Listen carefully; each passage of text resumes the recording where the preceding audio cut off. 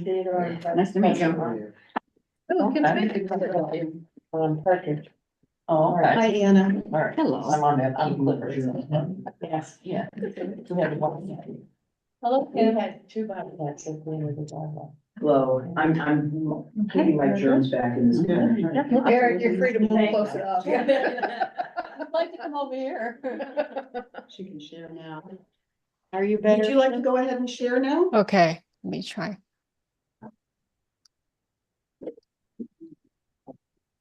There we go.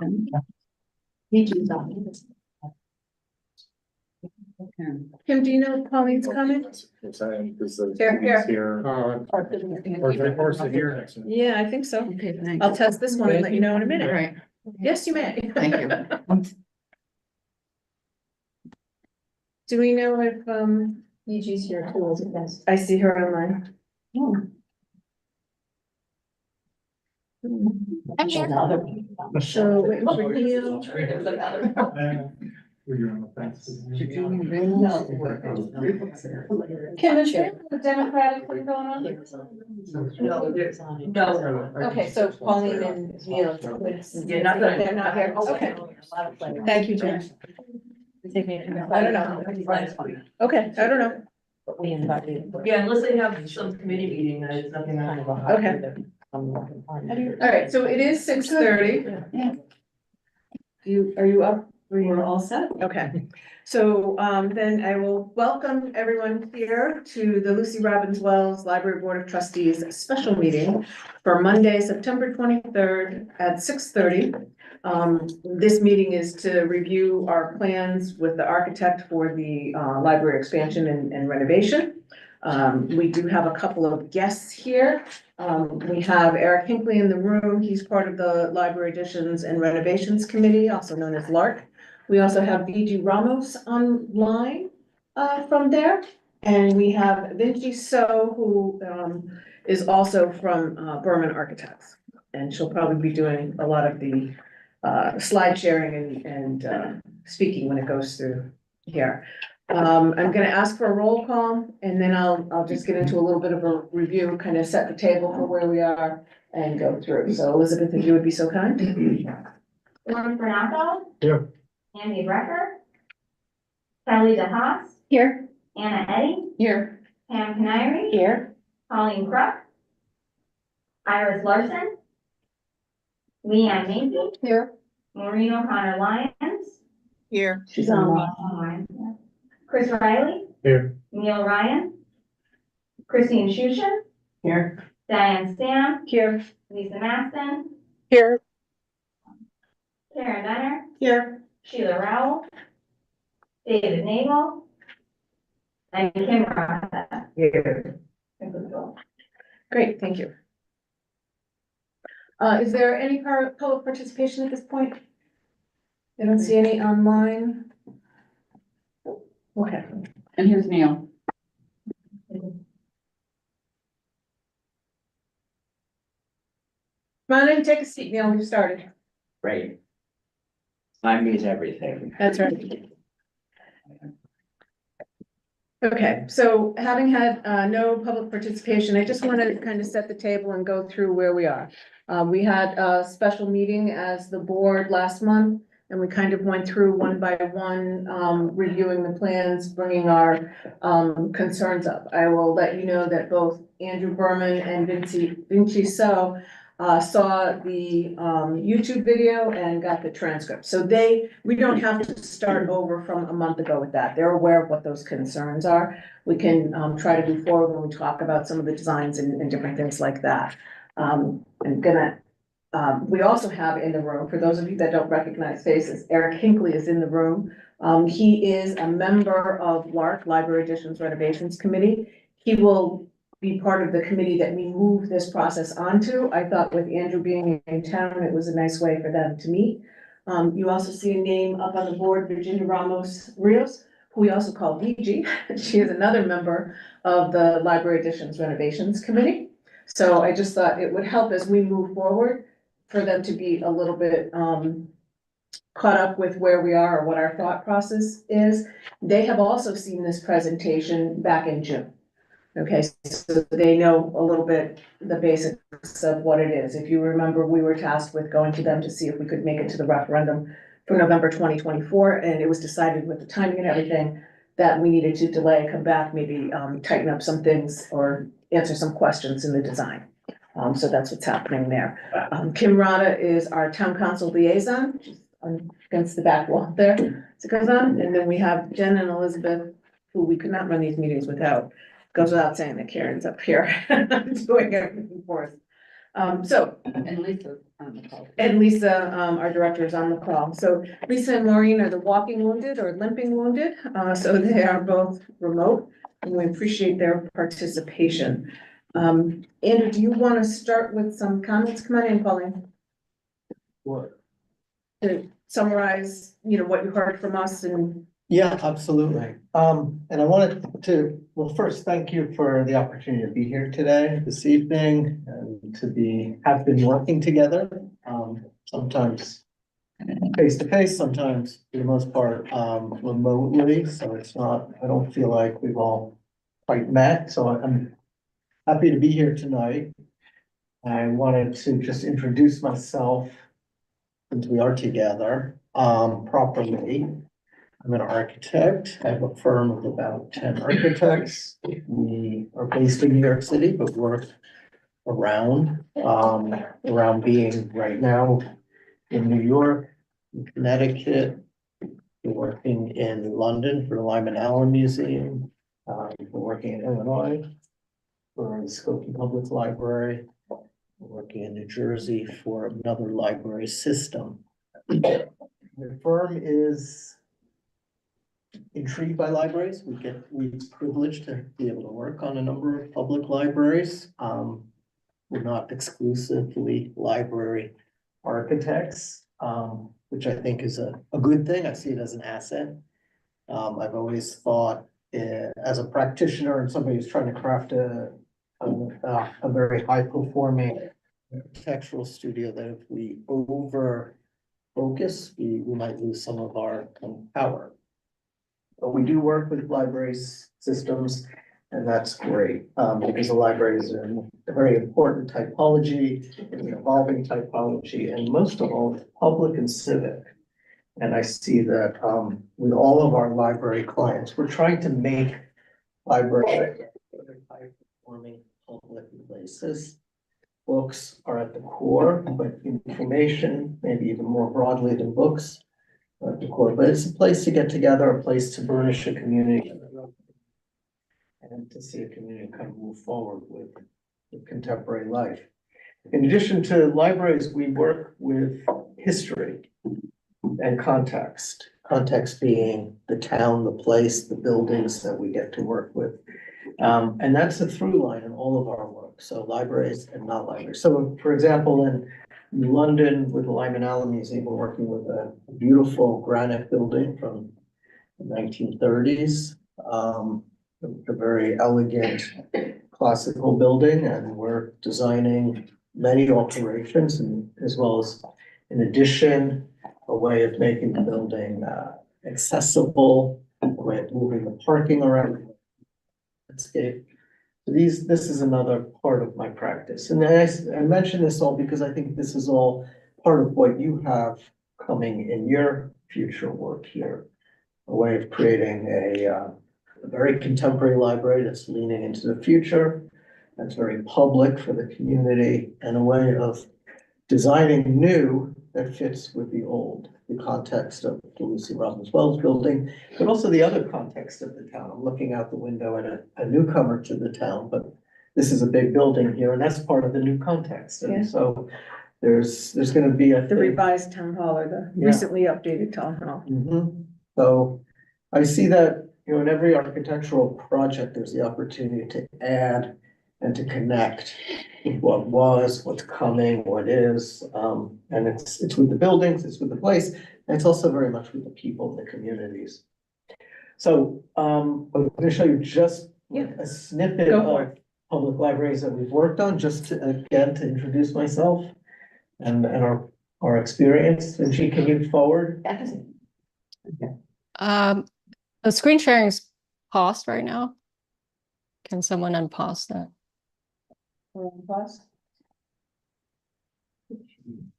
Oh, yeah, I started to Jen. We're unaware of that. We're looking at it now. There's always a technical hiccup. at the beginning. Yeah. I mean, we can stop and start again. Okay, I'll try that. Okay. That's new. With every system upgrade, there's new things to learn. Great. Good, that's working. So, Thank you. about 15 years ago, I received a grant to do a study of the branch libraries in New York City. And this was a great bit of research. 214 branch libraries in New York City, 88 in the New York Public Library System. New York Public Library is one of the 3 library systems in New York City. So it was a really broad dive into buildings and operations and communities for libraries. And this initial research has really fueled our ongoing library work. I see each new commission an opportunity, a way of kind of adding to our learning, the learning, a way of adding to our new commission work, the design work. Next, please. The Stapleton Library is for the New York Public Library. Go forward. And this was a Carnegie Library, a one-room library, which you see on the right, built in 1906. And this, what we did was added onto the building, quadrupling the size of the public library, making it accessible. The original Carnegie was not accessible, providing all the services that a community needs, and most of all, making the building public. Really transparent, welcoming for a community that was not heavily using the library. Next, please. This is the interior. Use of wood. And Cortlandt Library is in the Bronx. This was also from the New York Public Library. This is a smaller building that's nestled into a residential neighborhood. The residential neighborhood was primarily brick buildings, stone buildings, slate roofs. And here we used a terracotta shingle, which is the same material that I've been including in the renderings. So I just want to show this to you. It's a way of kind of going with the brick. This is a photograph of the children's room. One of the things we're looking to do is maximize space in every project. There's never enough space in any public library. And so making space, expanding the use of everything, like a windowsill becomes a window seat, becomes a little room within a bigger room, is just part of the kind of opportunistic thinking that we try to bring to our design. Next. For Princeton, we did a master plan for them to renovate their 4-story building, which was built in the 90s. And then we renovated 1 floor. This is the adult floor here. Something to mention here, which I'm always interested in doing, is bringing the collection forward, making the collection very attractive, easy to read, easy to reach.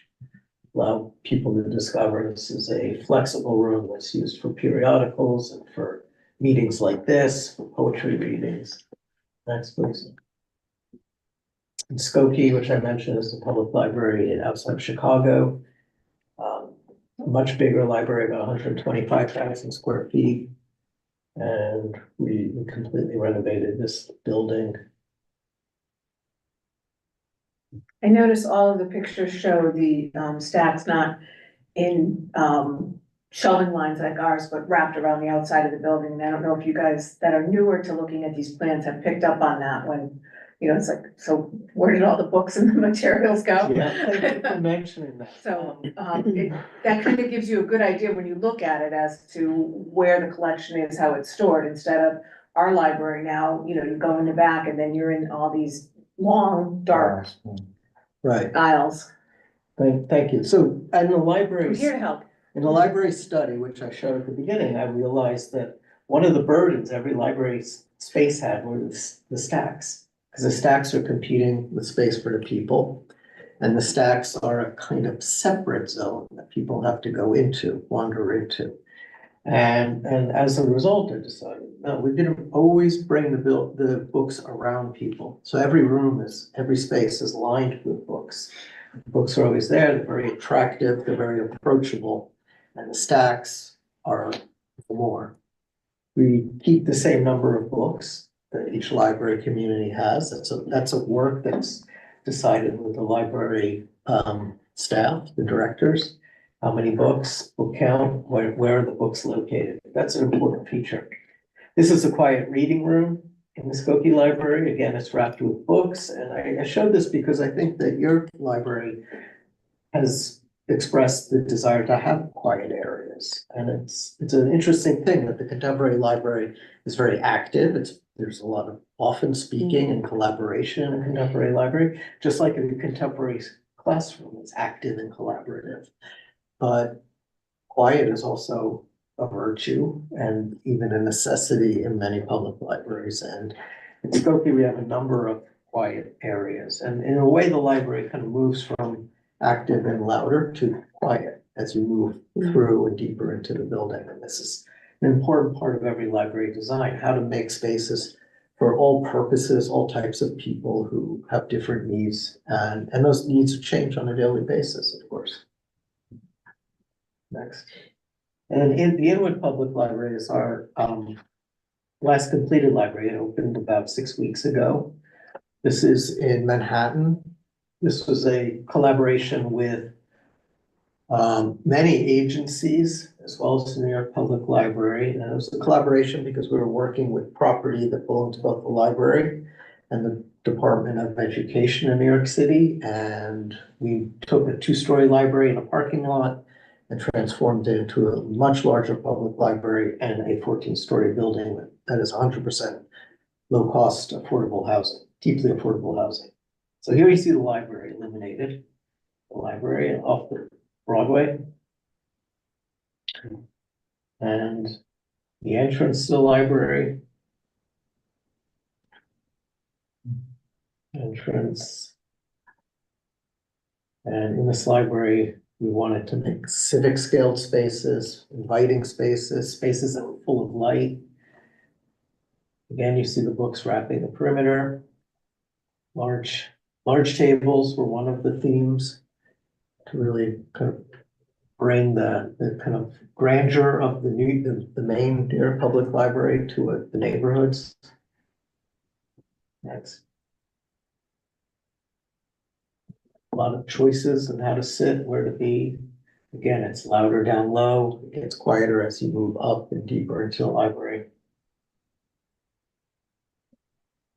Introduce natural light.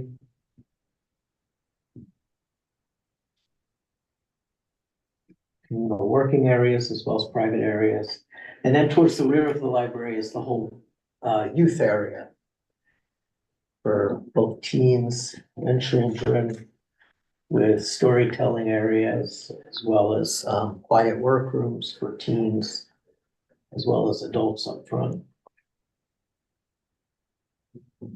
So as I said, this just opened, and actually I brought this is written up in the Times, and I brought a copy of the article to share with everybody.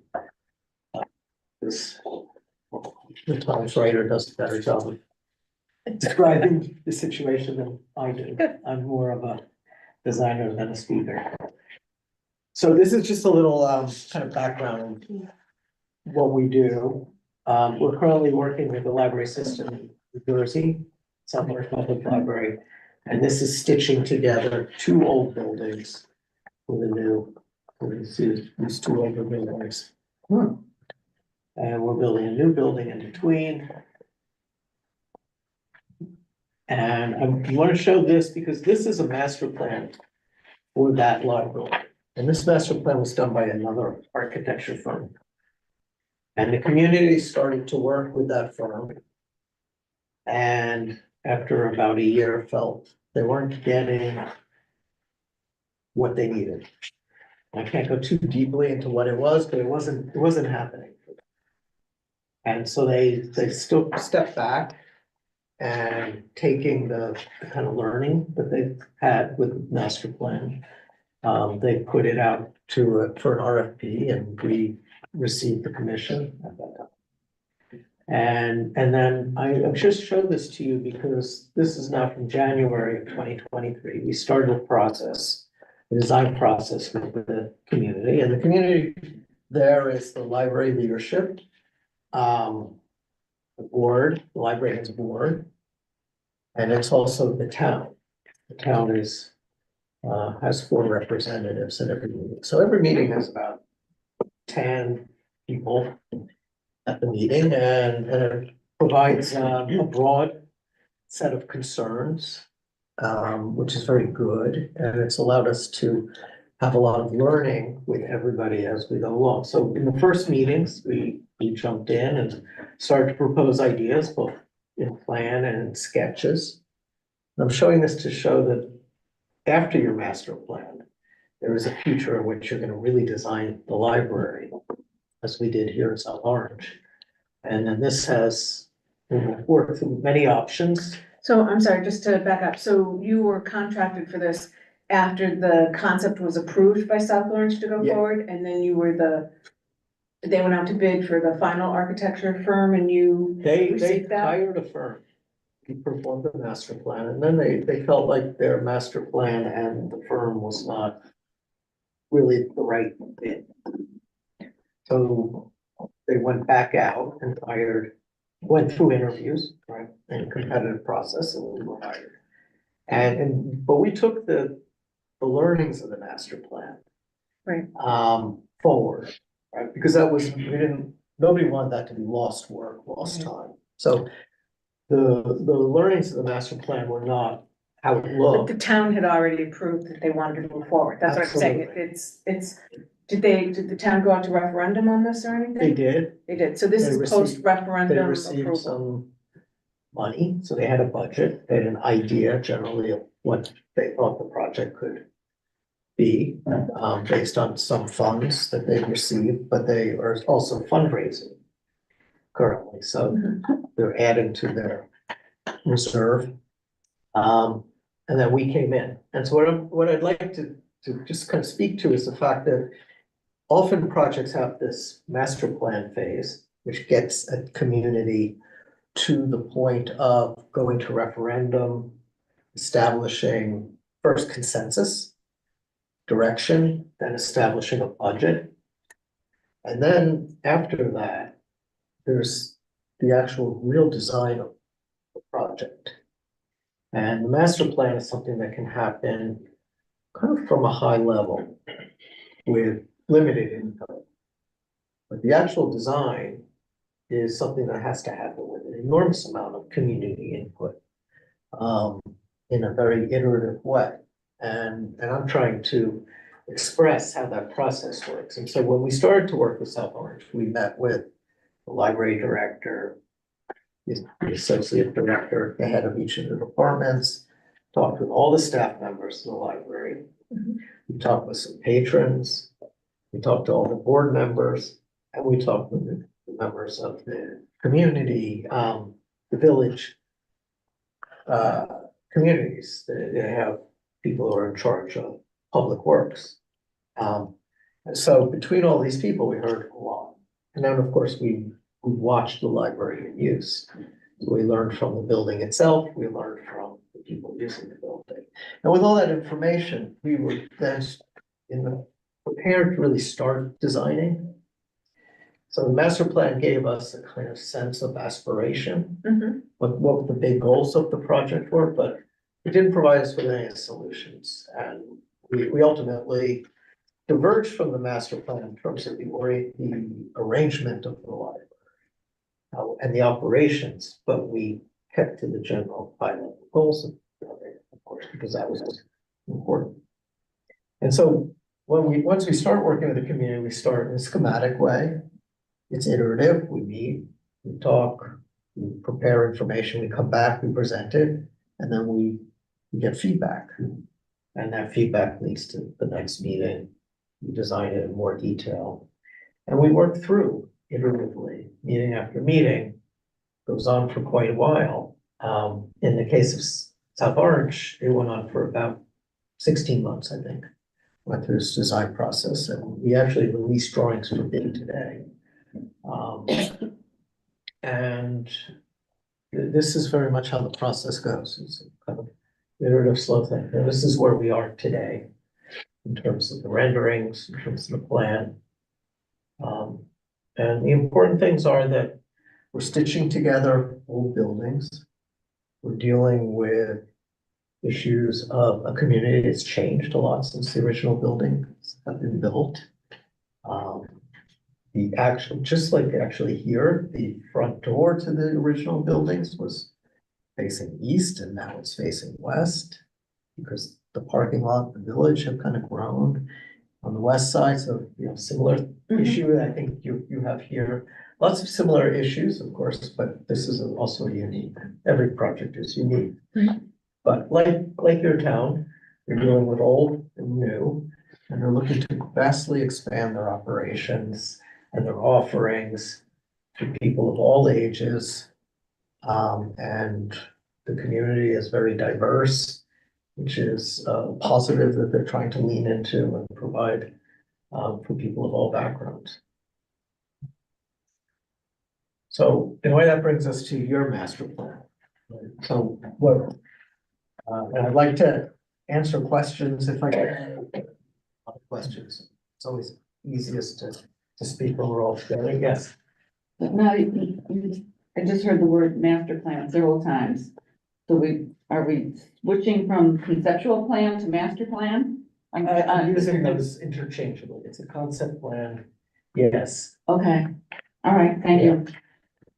And the point of the concept plan is, in my mind, to establish what the high altitude goals are for a renovation. And to establish what the possibilities are. And if we go, or we can start here. In this rendering, what we're trying to communicate is that the original historic building has a primary value for both the exterior and the interior. It's very much the kind of image of the public library on Cedar Street. And we think that that has enormous value and needs to be retained and improved upon in the course of expanding and changing the offering. Yeah. And we just lost the image.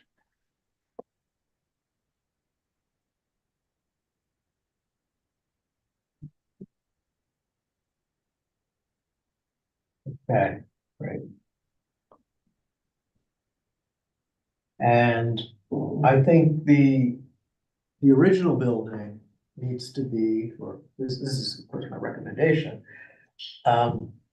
should be highly valued and retained and made more important in the course of the addition and the renovation. More important both from the exterior and also from the interior. It should be preserved and really expanded into. That's one issue.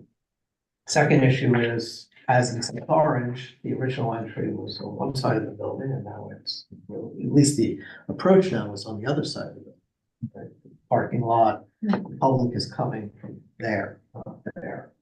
And I think there's an opportunity to really expand the parking lot, make better parking, better approach, better drop off, and then better more immediate entry, so that people are not walking through a parking lot and around the building, past the back door and the service doors to get to the front door, but are greeted by the front door. So part of what the master plan is saying, the concept plan is saying, is that the new entry to the library can be directed here, in the parking lot, and there can be very good public, exterior public space in front of the new entry to the library. So a plaza, a pergola as an idea, outdoor seating, gathering spaces in front of the library. A real way for the public to come in and not have to kind of walk around on the sidewalk. And then there's a lot of area between here and the original building, which is here. And all that area is an opportunity for the new expanded public library. And according to our concept, we think that a two-story building will fit. That this two-story building is essentially behind the Lucy Robin Wells building, not wrapping it, not facing the old building as this I think this is 1980. 87? 88? The addition sort of wraps the building and mimics the building a little Well, bit. and at one time, our parking was out that way, so it made more sense. Yeah. So we're slowly moving from east, We're no, wholehearted. north In the to concept, west we're to south. wholeheartedly embracing. And allowing for a lot of new space on 2 floors, and then filtering through the library by the public to get to the original building. I'm just thinking as far as kind of how it is now that you kind of, you know, talk about it this way is at the original building, which people driving down Cedar Street can see from that side. But now from Garfield Street, you can see the front of the library from that side. Right now, as I said, the front's kind of hidden over on the Yeah. side here. It's a service store. Yeah. Right, that's what So- you say. There's a kind of symbolic historic front door that remains as a symbol of the library, and then will be a new front door that has to be equally inviting. Or let's say more inviting than the historic front door. The historic front door is a small door. Yeah. It kind of speaks of another reader. Just say, no, the other one's nailed shut. The original. So the concept, which I alluded to in another library that I showed you, is that it starts in a very active way. A library, as people move in, it's where there's more conversation, there's more collaboration, it's more public. And by the time people filter back into these very beautiful historic rooms of the original building, it's quiet. There's a kind of natural progression or filter. As people spread out and across the People spread library. out, they peel off, the kids go up one way, the teens go up another way. You know, people who are going to be part of maybe the digital commons or other activities peel off. But as you move further into the library and also go up into the library, it will naturally, or at least by our concept, get quieter. And these are concepts that I want to communicate And in it's this a study. Full second story, unlike what we have today. We have a partial Right. second story. Right, I think there is the opportunity for a full second story and also an opportunity to use the second story of the original historic building for staff, to make that second story really accessible for staff, useful, get full utility out of that original building. And then have a very accessible 2-story public building in the new addition. Go ahead, Neil. The new proposed entrance would be. over Yep. here, right? That's right. Yes, exactly. And, you know, the parking lot makes Makes that sense, yeah.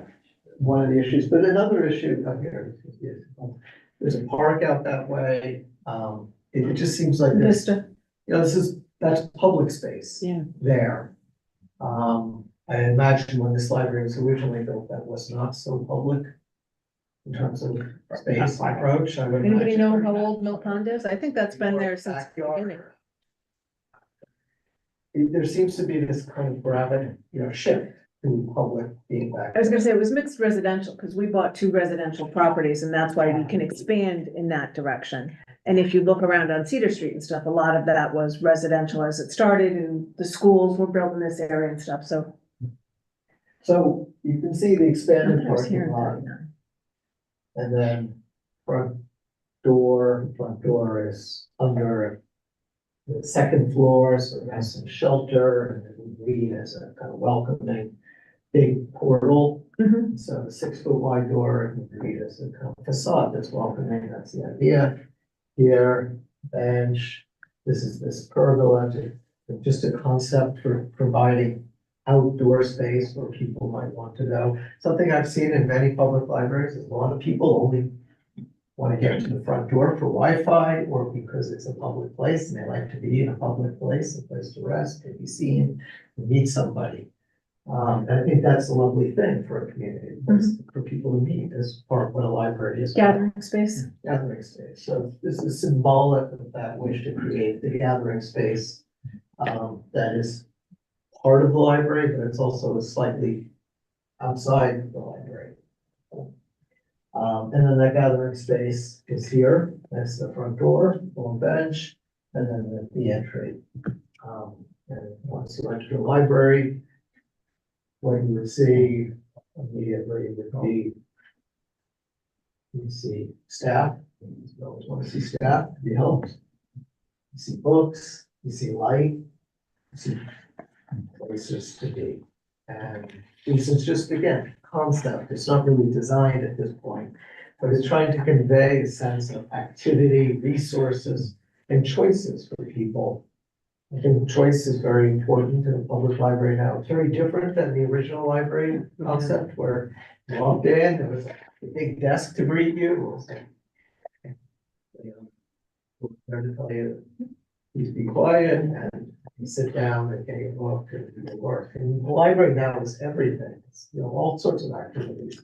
Chris Riley, you had your hand up, sorry. Yeah, it was just kind of, because before we were talking about how priority, make sure we really, promote the historical, part of the building. And I know, in some of our discussions, and you've seen the transcripts and heard some of the video, of just kind of, is there a better way, because even conceptual, a lot of people see with their eyes first and, they look there of, kind of blending the old with the new. Kind of, one of the things that was mentioned was, I think a few slides back, was the exterior, where it looked like, those terracotta shingles, I think you were talking about on that side of, something that, I don't know if there's anything that looks a little more, I'll say like brick-like, that kind of continues the, the look of the historical, but with the modern, with the big windows and that and everything. I didn't know if there was, kind of visually with that. I think there's been other slides where it looked like inside, when you look at the historical part of the building, it's kind of like, okay, it's kind of blocked. You see the atrium and everything, like it doesn't kind of, it seems like it's two pieces, put together in that case. So I don't know if there's a, a better way kind of visually, blending to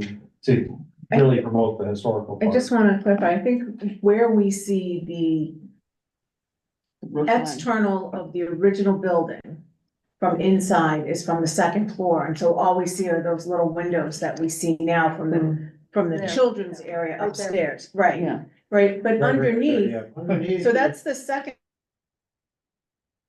Just floor, underneath. right, Right. and the first floor, you would See the still whole see the facade. exterior that is there now, that we see now, by the ramp and the Yeah, stairs. we didn't include that here, but the idea would be, and Vinci, can we go back to the plan, please?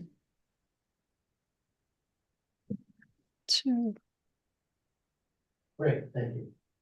The idea would be that once you get sort of to the middle of the library, you would see the whole Lucy Robin Wells building. Okay, so it'd be all open kind It'd of. be all open, Okay. and you would see the entire facade, and it'd be like a great discovery, if you will, that there's something special there, and that, I mean, that's very, As it is today. it is today, but now you approach it askance.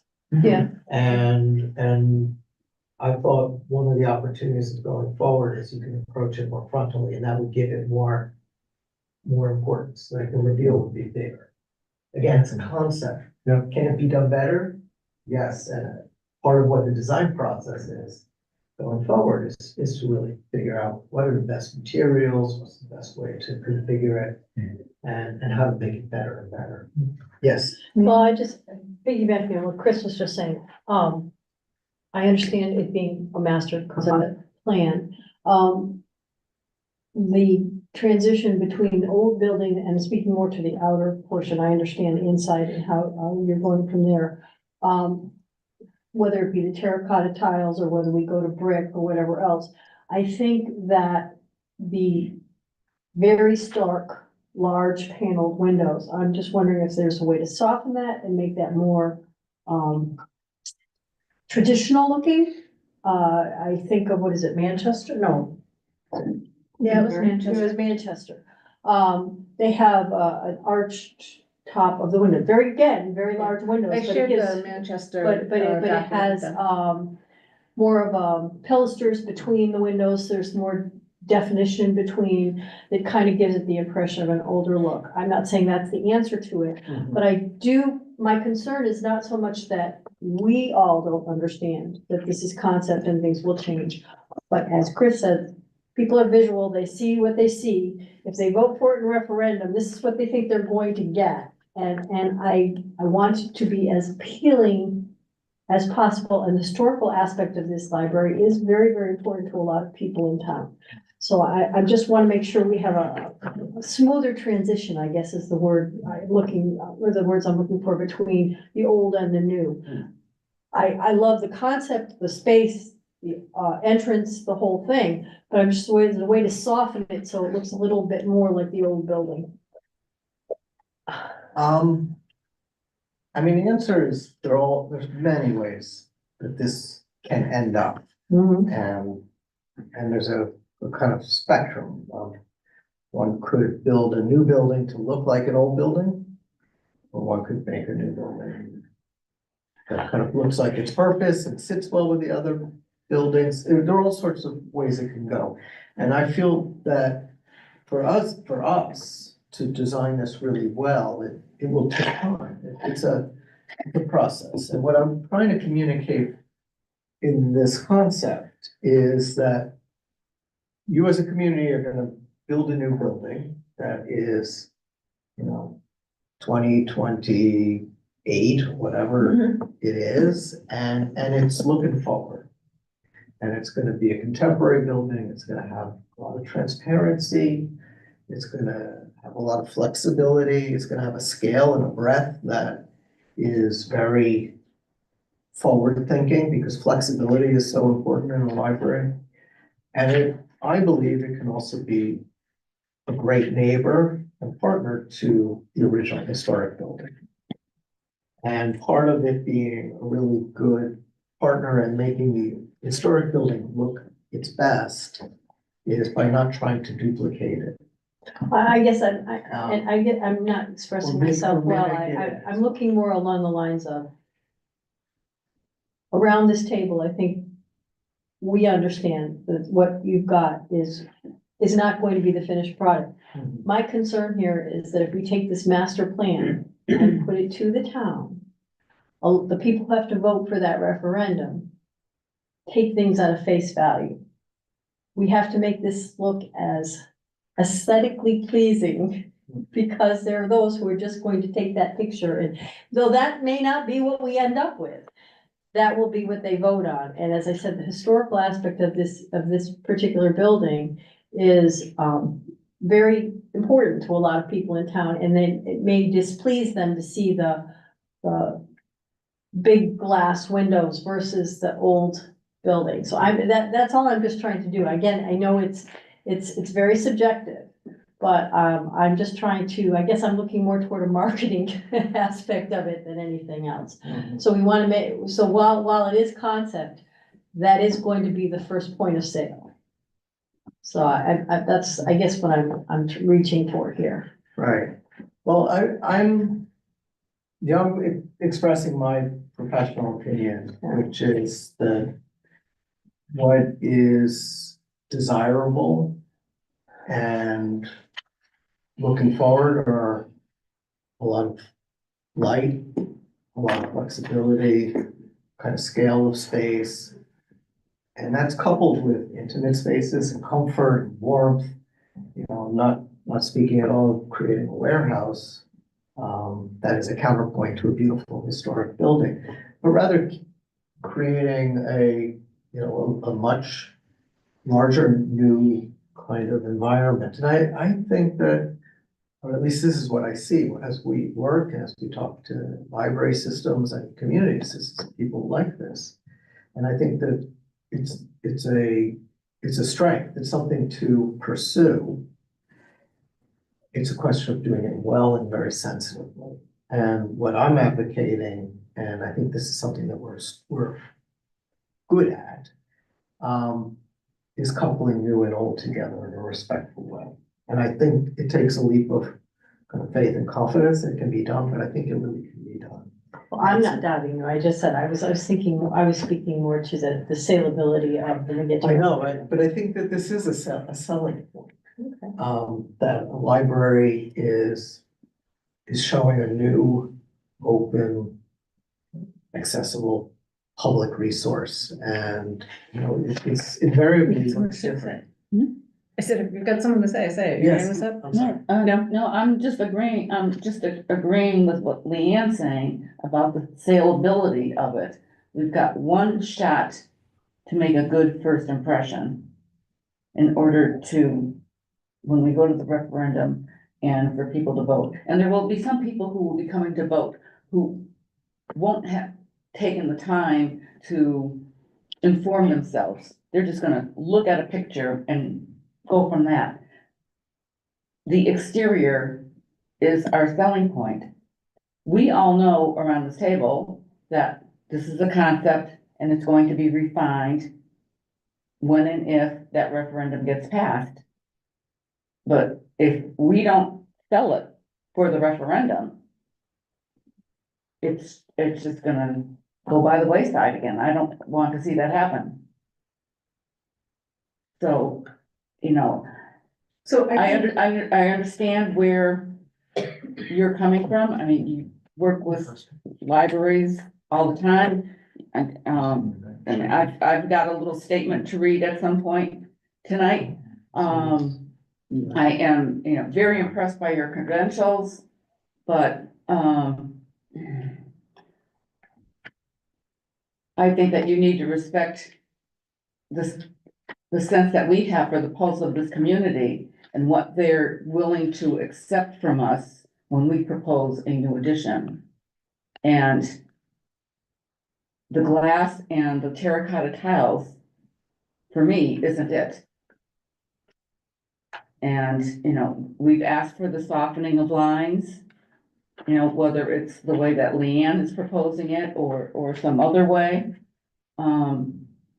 But, you know, for me, the exterior just needs to look different for us to sell it on the first go. We've been talking about this for a very long time. The whole idea of an expansion. And, you know, we just need to do it right. This, I won't say this last time, but we just need to do it right for us to be able to move forward and do all the other things that we've been talking about. So this is Diane. I'd like to make a comment. You feel very strongly about the exterior of the building and not liking it in its current mode. Is that a safe assumption? And I think there were other people on the board that also said they didn't like the look of it. A couple of things going on. One, I think that depending on how we print this and how it comes out, it's hard to tell that it's a terracotta tile that would tie in, as opposed to, I think some of the comments were, you know, shaker shingles and stuff like that. But the other thing that I'd like to say is that this plan has gone out, and except for the members on this committee, nobody has told me where's all the brick, what's going on. I've heard several comments, and I said in the last meeting too, I like this look, so know that I'm coming from the point of I like this look as much as you're coming from the point of you don't think it sells. Members of town council have seen it. 2 mayors so far, because we've been doing this for a long time, 2 mayors have seen it and liked it. One of the comments was, oh, I could see myself cutting a ribbon in front of that. So they're not getting hung up on, is there a brick column mullion somewhere in the windows? What they're seeing is more parking, an indoor, outdoor life. What's going on from there, what's happening from that end. They're not looking for brick columns on the windows. If you look at the designs, when I flip through this package, when you see the design, the picture with the parking lot on it, kind of far away, it shows the green roof and the, solar panels and stuff. You see the whole brick wrap around over here, right? So it's the windows on the, western side, so it would be the windows along this side, that are the windows, and it's kind of the patio area and the drone area that's there.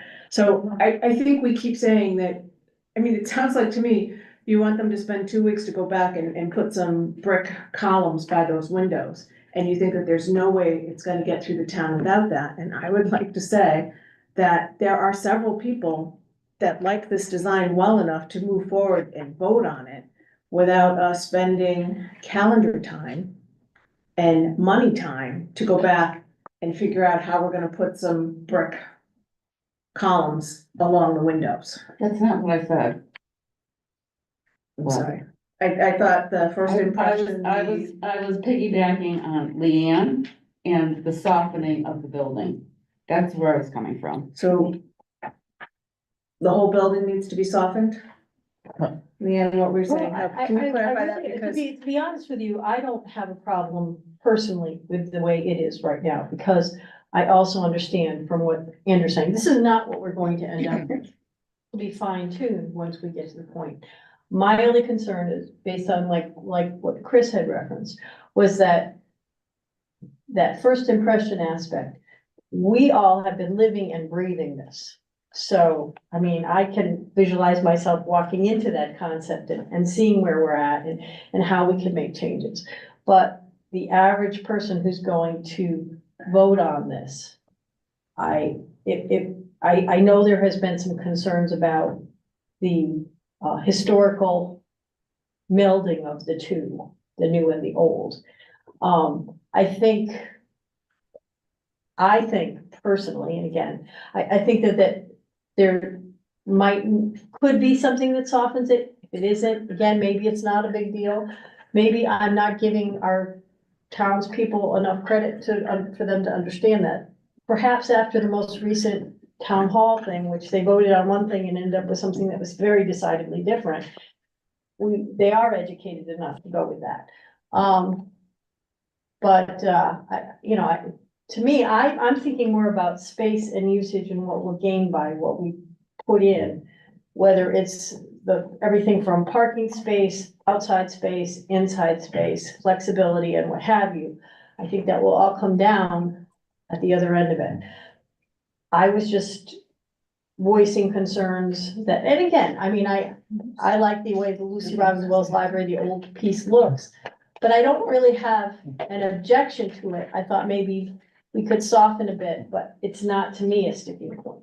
But I do understand what's been reflected by some. Okay, so we have several hands up, and that's great, because I want to encourage people to talk. So I'm just gonna go down the line. So after Leanne, Kelly is there. Go ahead, Kelly.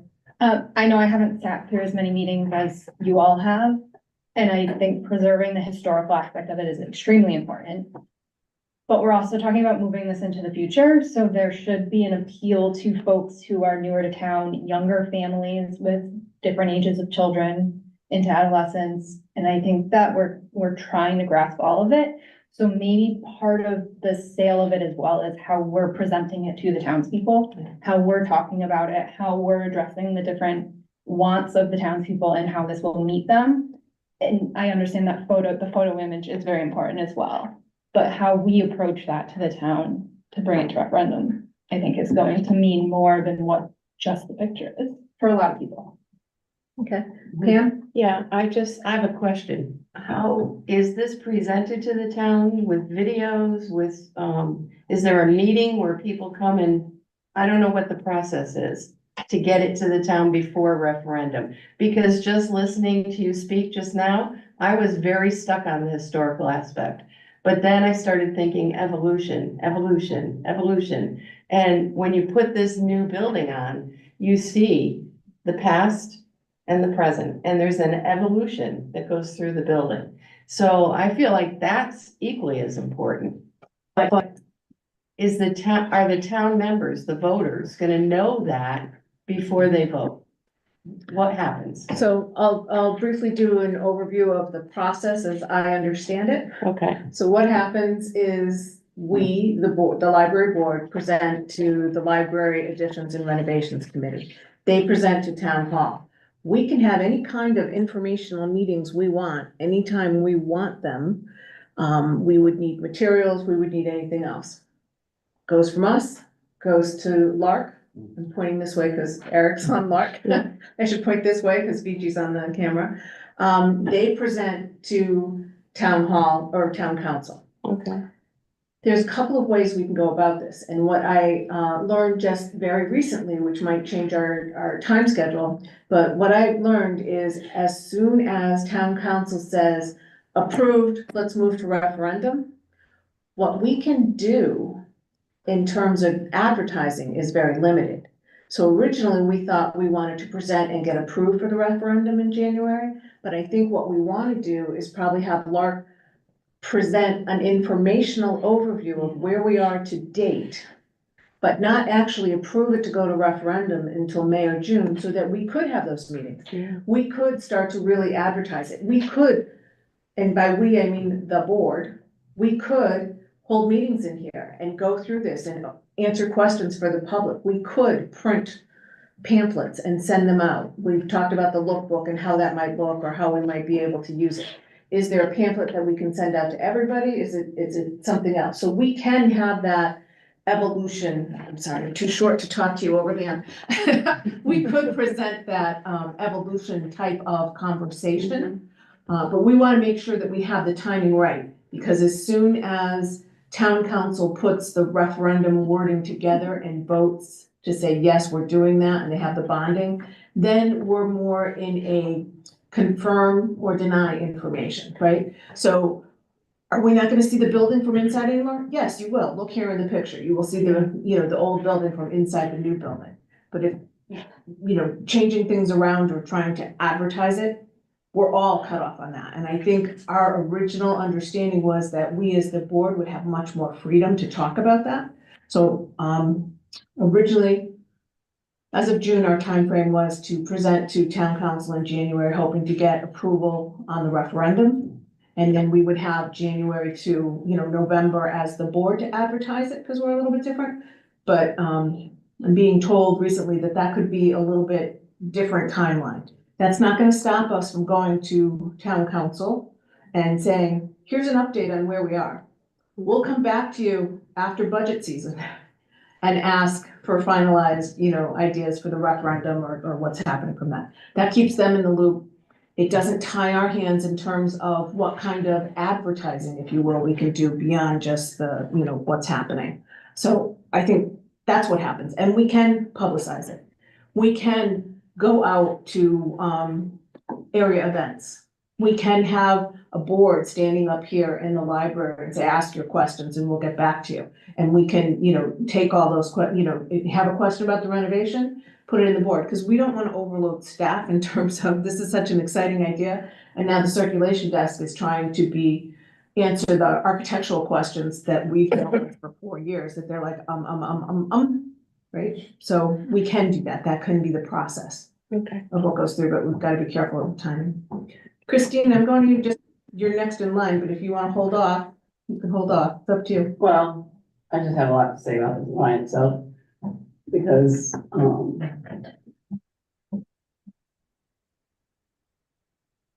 I'm looking at it and it looks like a square box attached to the old building. The way looking at this. I'm just wondering if the new building can be backed up a little bit and some type of a walkway into the old building be created so that it's as if there's two separate buildings. It might allow for a better concept of the old and the new, instead of this box attached to the old building, like glued together. there's some type of a walkway or some type of a, So right now, that's Thing. done I- inside, we don't have Yeah. access to the old building from the outside anywhere. okay. Today, we don't have that. So see where it says library in the old building, say that's backed up and there's like some type of a walk, bridge, something into the old building to make it more So- hard to describe what I'm trying to So say. are you talking about the So- old building, the Yeah. 1986 Yes, edition? well, isn't Or that, the isn't nineteen that thirty-nine? the old part, this part right here? No, that's nineteen Okay, thirty-nine. whatever, that's the part that is considered the old part of the building, right? The original building, yeah. The original building. And this new square Mhm. is attached to that, correct? Yep, it doesn't look like a square. Okay, Exactly. whatever it is. The glass enclosed building is attached to that.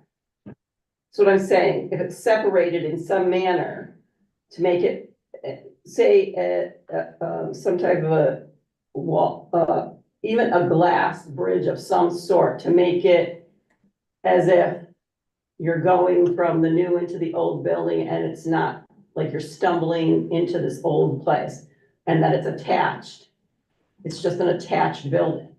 You know, what you're describing is what we're trying to do here, that there is, Right. there's a gap. Benji, if you go to the plan, please. There's a gap on the interior.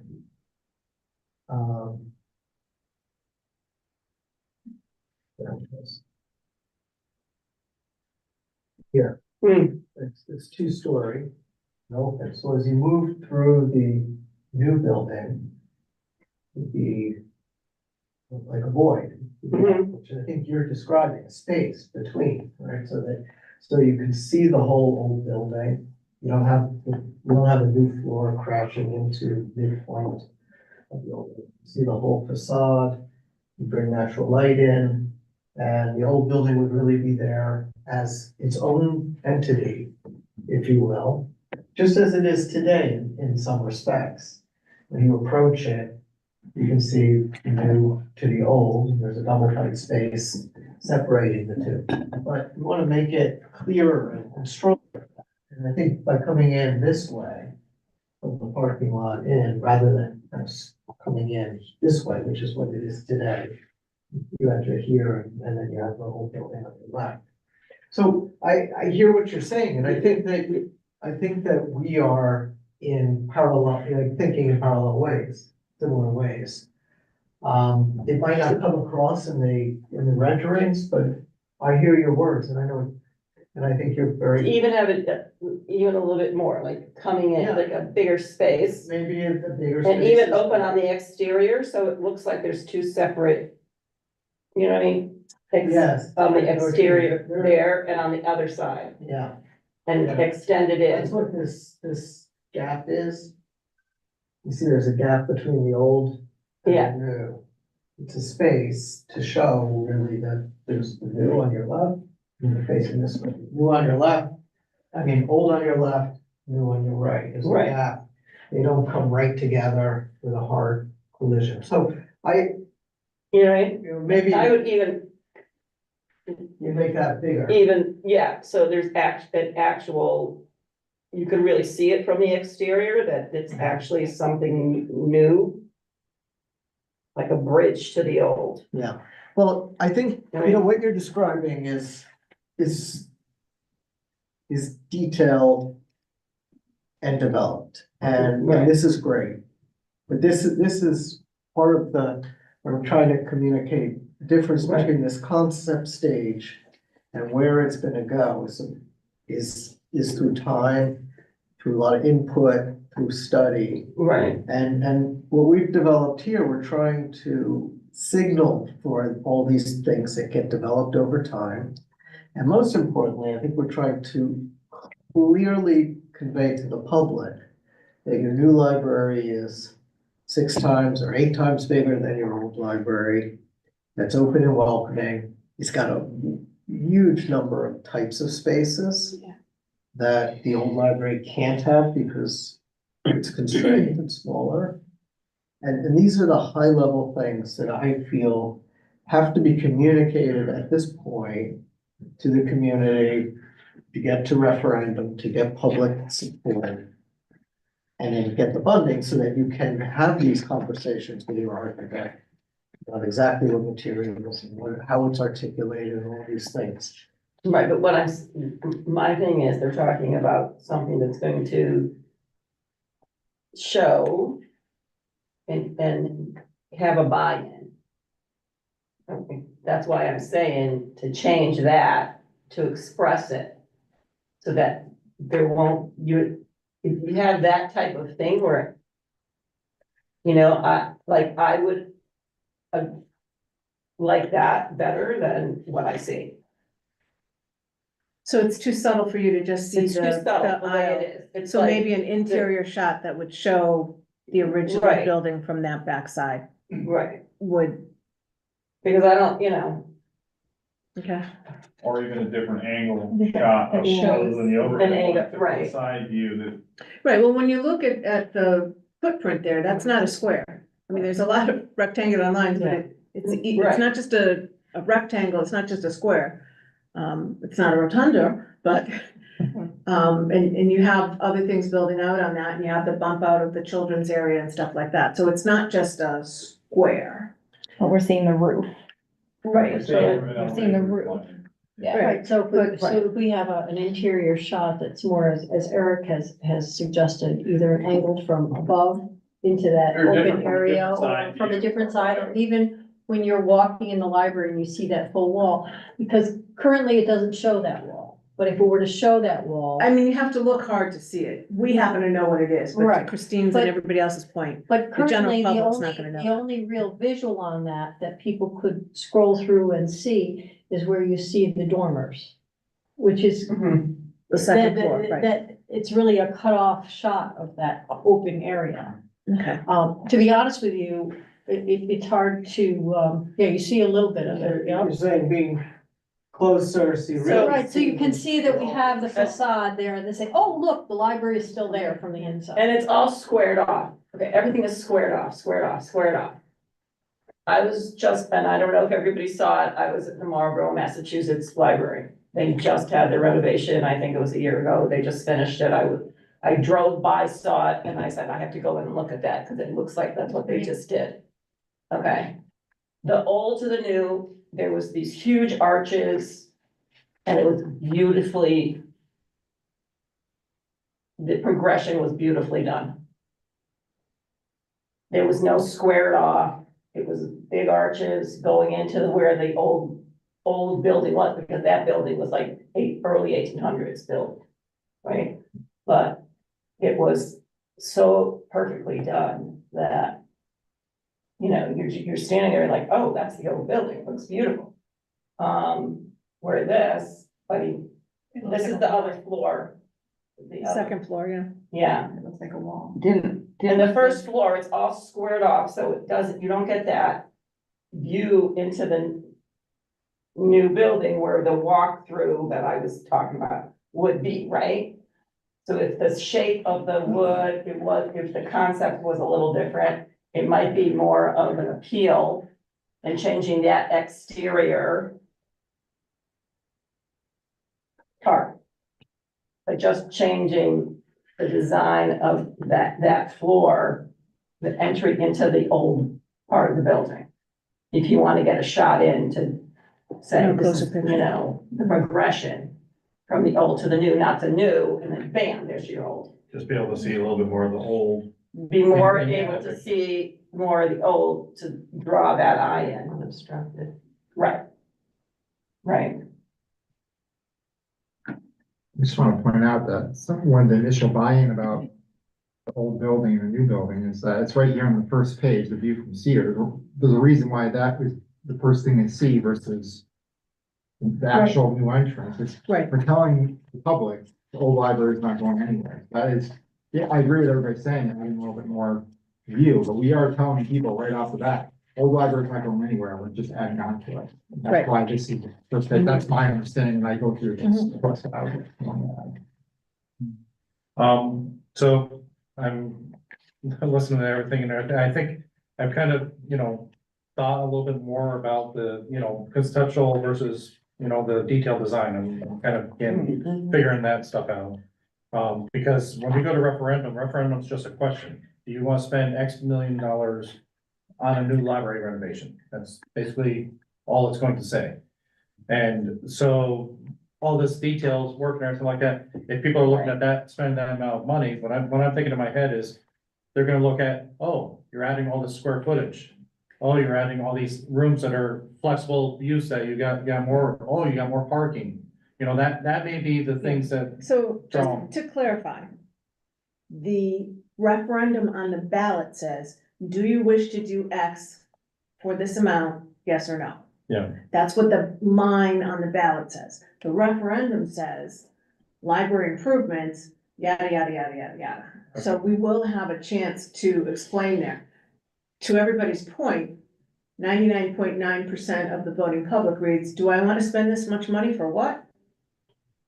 Right? I don't know how much of that they read. That's part of our advertising campaign when it comes through. So the referendum will have more in there. It will have a place for us to say, this gives us X number of additional square footage. And let's face it, in this town, in this area, this gives us 44 more parking spaces. Right? yeah. That moves people into the yes area pretty quickly.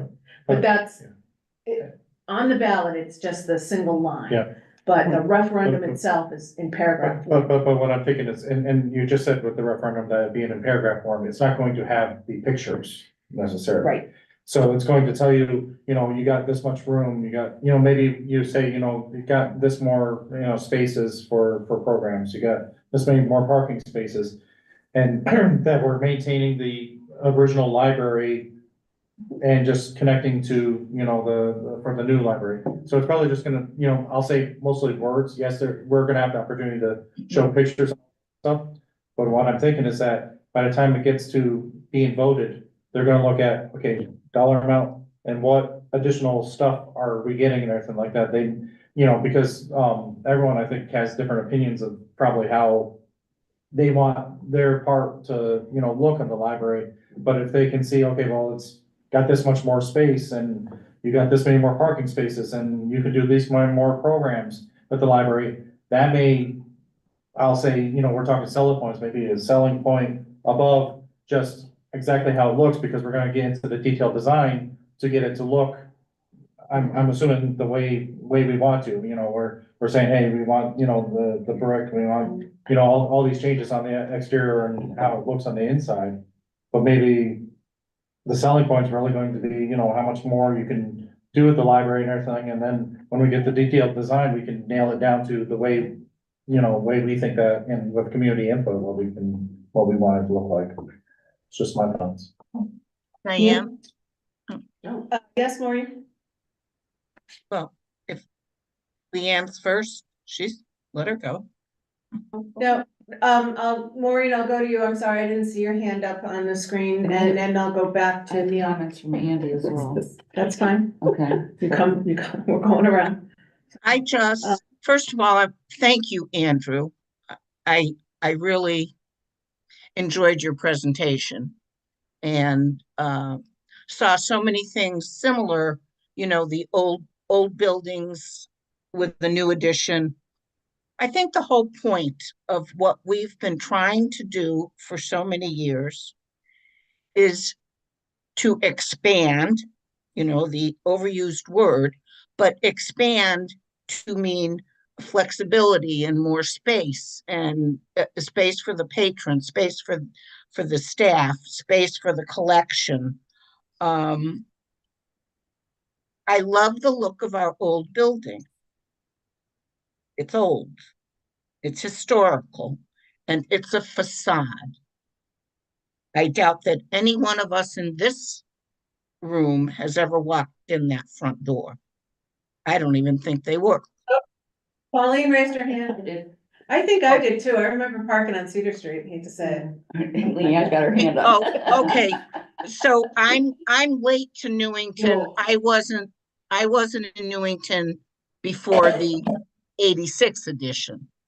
That came just around my entry into the town. But it is a facade. And I appreciate everybody's comments. I think you all have made some valid points, but it is all subjective.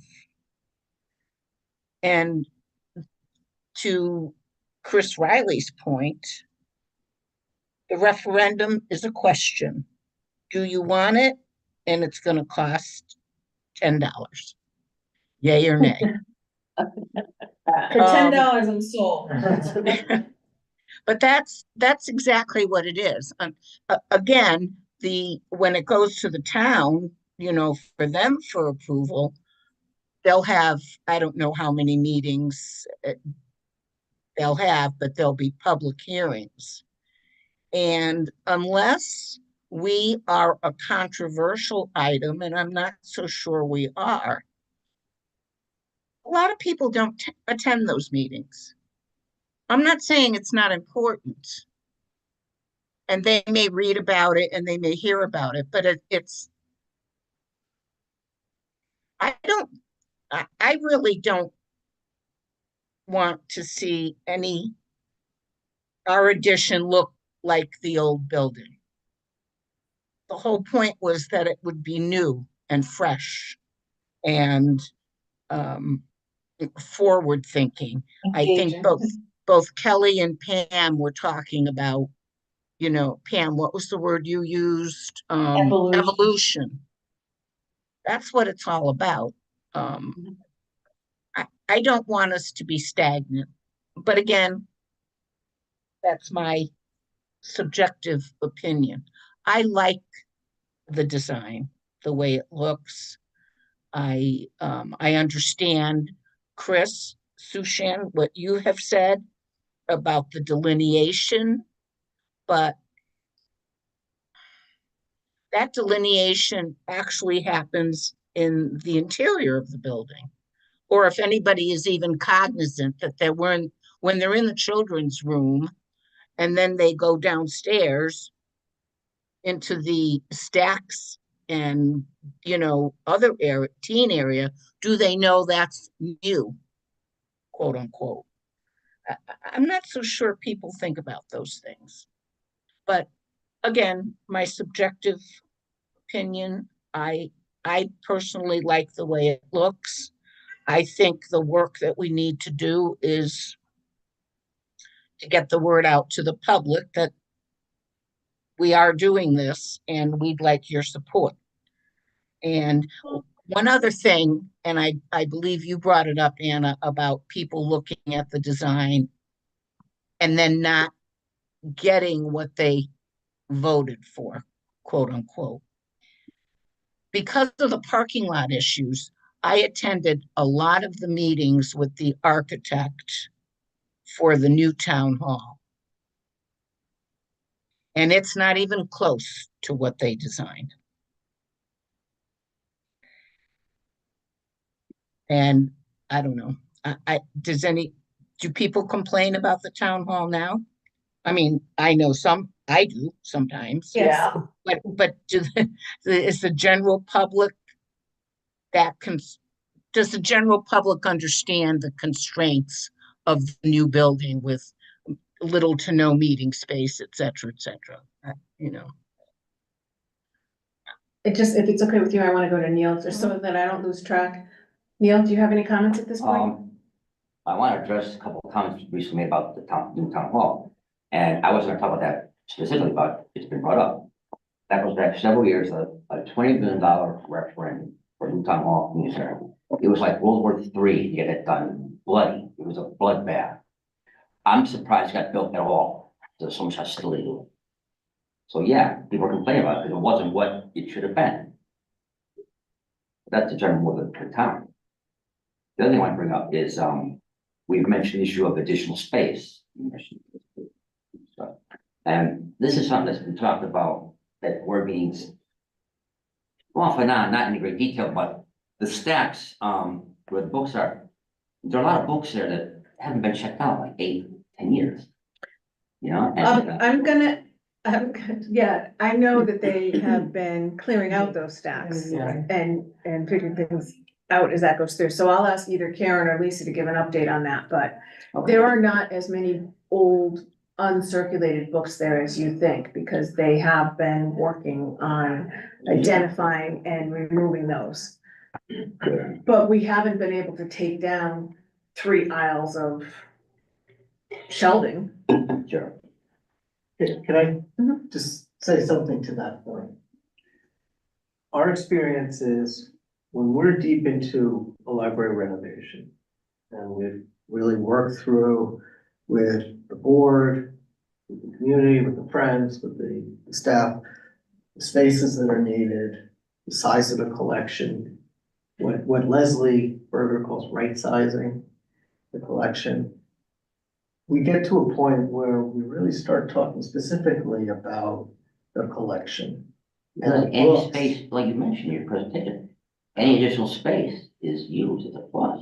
All the space is used and the collection gets kind of refreshed and kind of reborn during the discussion of the new facility. That's a time where conversations happen, deep thinking happens, and I see that each community can do this very knowingly because the librarians know what's on the shelves. They have data now that wasn't available in the past because everything is swiped out and, so they know exactly when books have gone out. And that helps even shape spaces. Where do the books go? What are the fast moving books? What are the books that need to be in the front and presented? What are the books that seasonally move around? All of this ties into the discussions about how to shape the space and what ultimately the architecture even looks like. So it's a really important issue. It's very much what the community sees and responds to because they're coming here, and many people are coming here for books or discovering books. They might come here for something else and they discover books when they're here. So it's a very important issue. I just wanted to add that because, we're not talking about these issues right now, but it is future. Well, it's not dramatic, but if any additional space could be created, I guess you could say organically. Yeah, so it's very dramatic, actually. The representation of the collection, very dramatic. It goes a long way to saying that you're a contemporary library and you understand the needs of your community. Because the new library will allow the staff to really be curating the collection in a very nuanced and public way.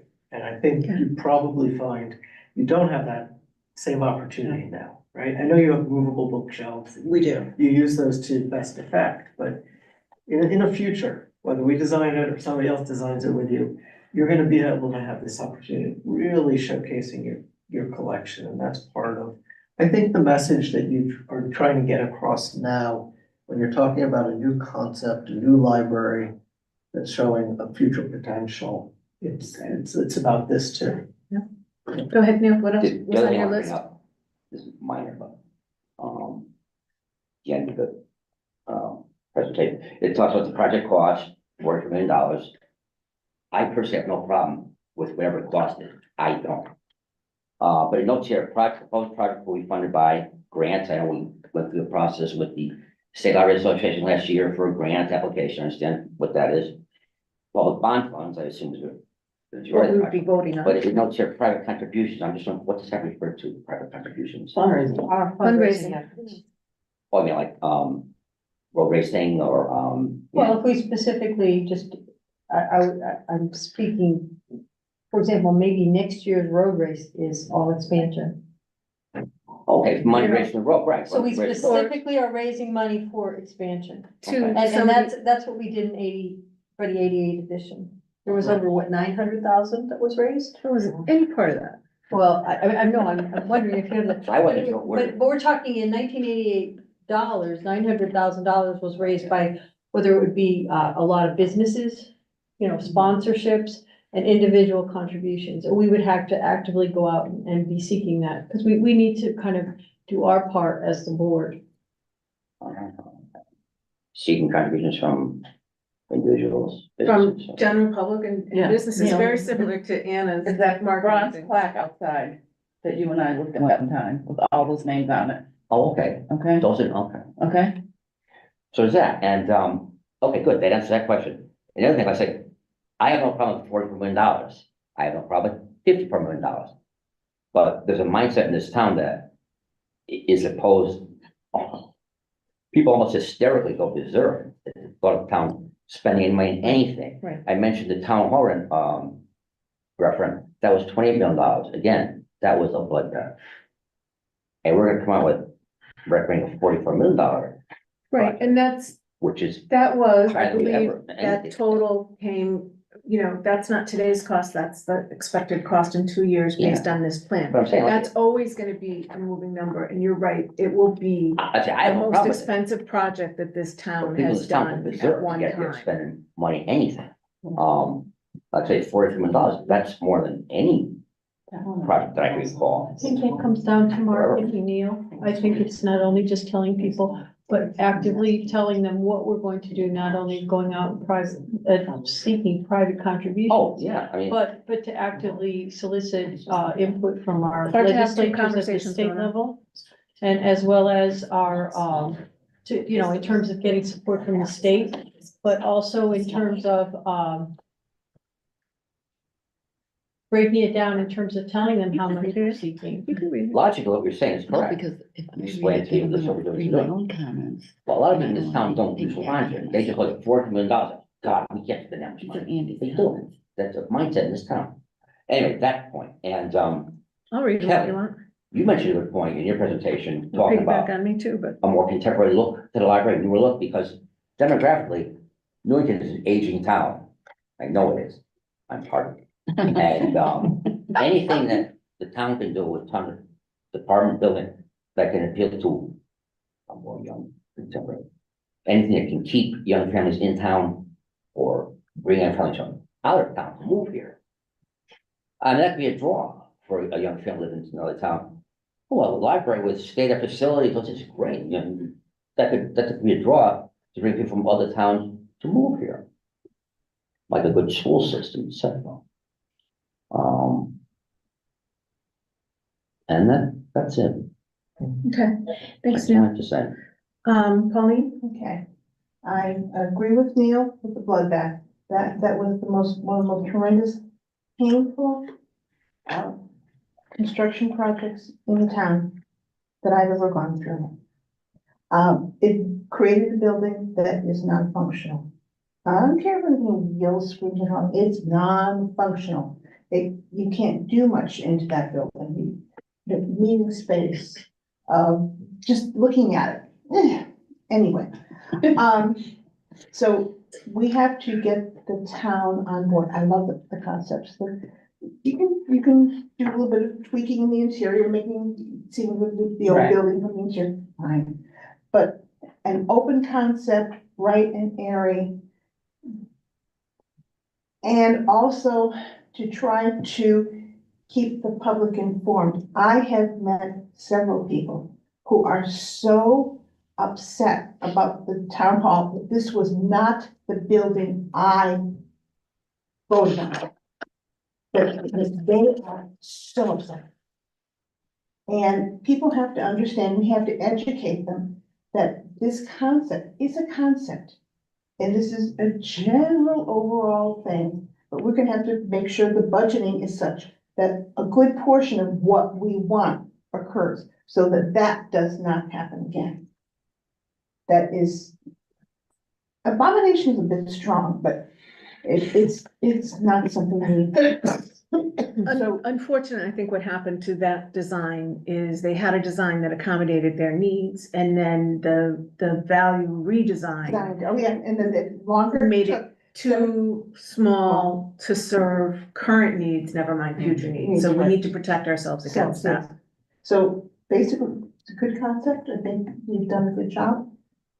We need to get younger people in town. I'm part of the old group that have actually walked into that library, sat in the little alcoves with my book on the floor, reading poetry. And the smell of the library. you can't even describe what I remember. And the old clock and the ticking so I do know what a library is. That's why I became a librarian. But we have to move forward. We need to get people here. I see so many libraries that open and airy and welcoming, and this will do it. Picture we have here, this will do it. And we have to get the town really involved. That this will make the town happier, more functioning, and more welcoming. Okay, thanks, Pauline. Anna? Okay, so I've been thinking about this meeting since the last last meeting, yes, and this is the first time we've met, so tonight. So I'm gonna give you a little bit of background about me, okay? So I've been a member of this board, for a while, but I have not recently been on the Facilities and Site Committee, although at one time I'm sure I was. Since joining the board in 2008, I've been involved with 3 iterations of an expansion. And, with all the things that go along with it, the meetings, the documentation work, preparing for each iteration, only to have the first 2 attempts put on pause. So if there's a note of frustration in my voice, it's for a good reason. So it's very important to me that we get the presentation for this current iteration to the Newington community off to a good start. Because as we've already said, we only have one chance to make a good first impression. I realize everybody keeps talking about conceptual plans, but if we get to the referendum stage, I believe the voters are either going to vote by their passion for the library or because of their first impressions that they see either at the town council meeting, or through the library addition renovations committees, or through any marketing program that we develop. And I know that people are already listening to what we're doing. People are, even at the last meeting, there were already comments by the community about what's going on at the library. And they think that there's infighting, and we're not infighting. We just agree to disagree sometimes. So since I learned about our meeting with you, I decided I should be better informed about who you are with respect to your architecture background.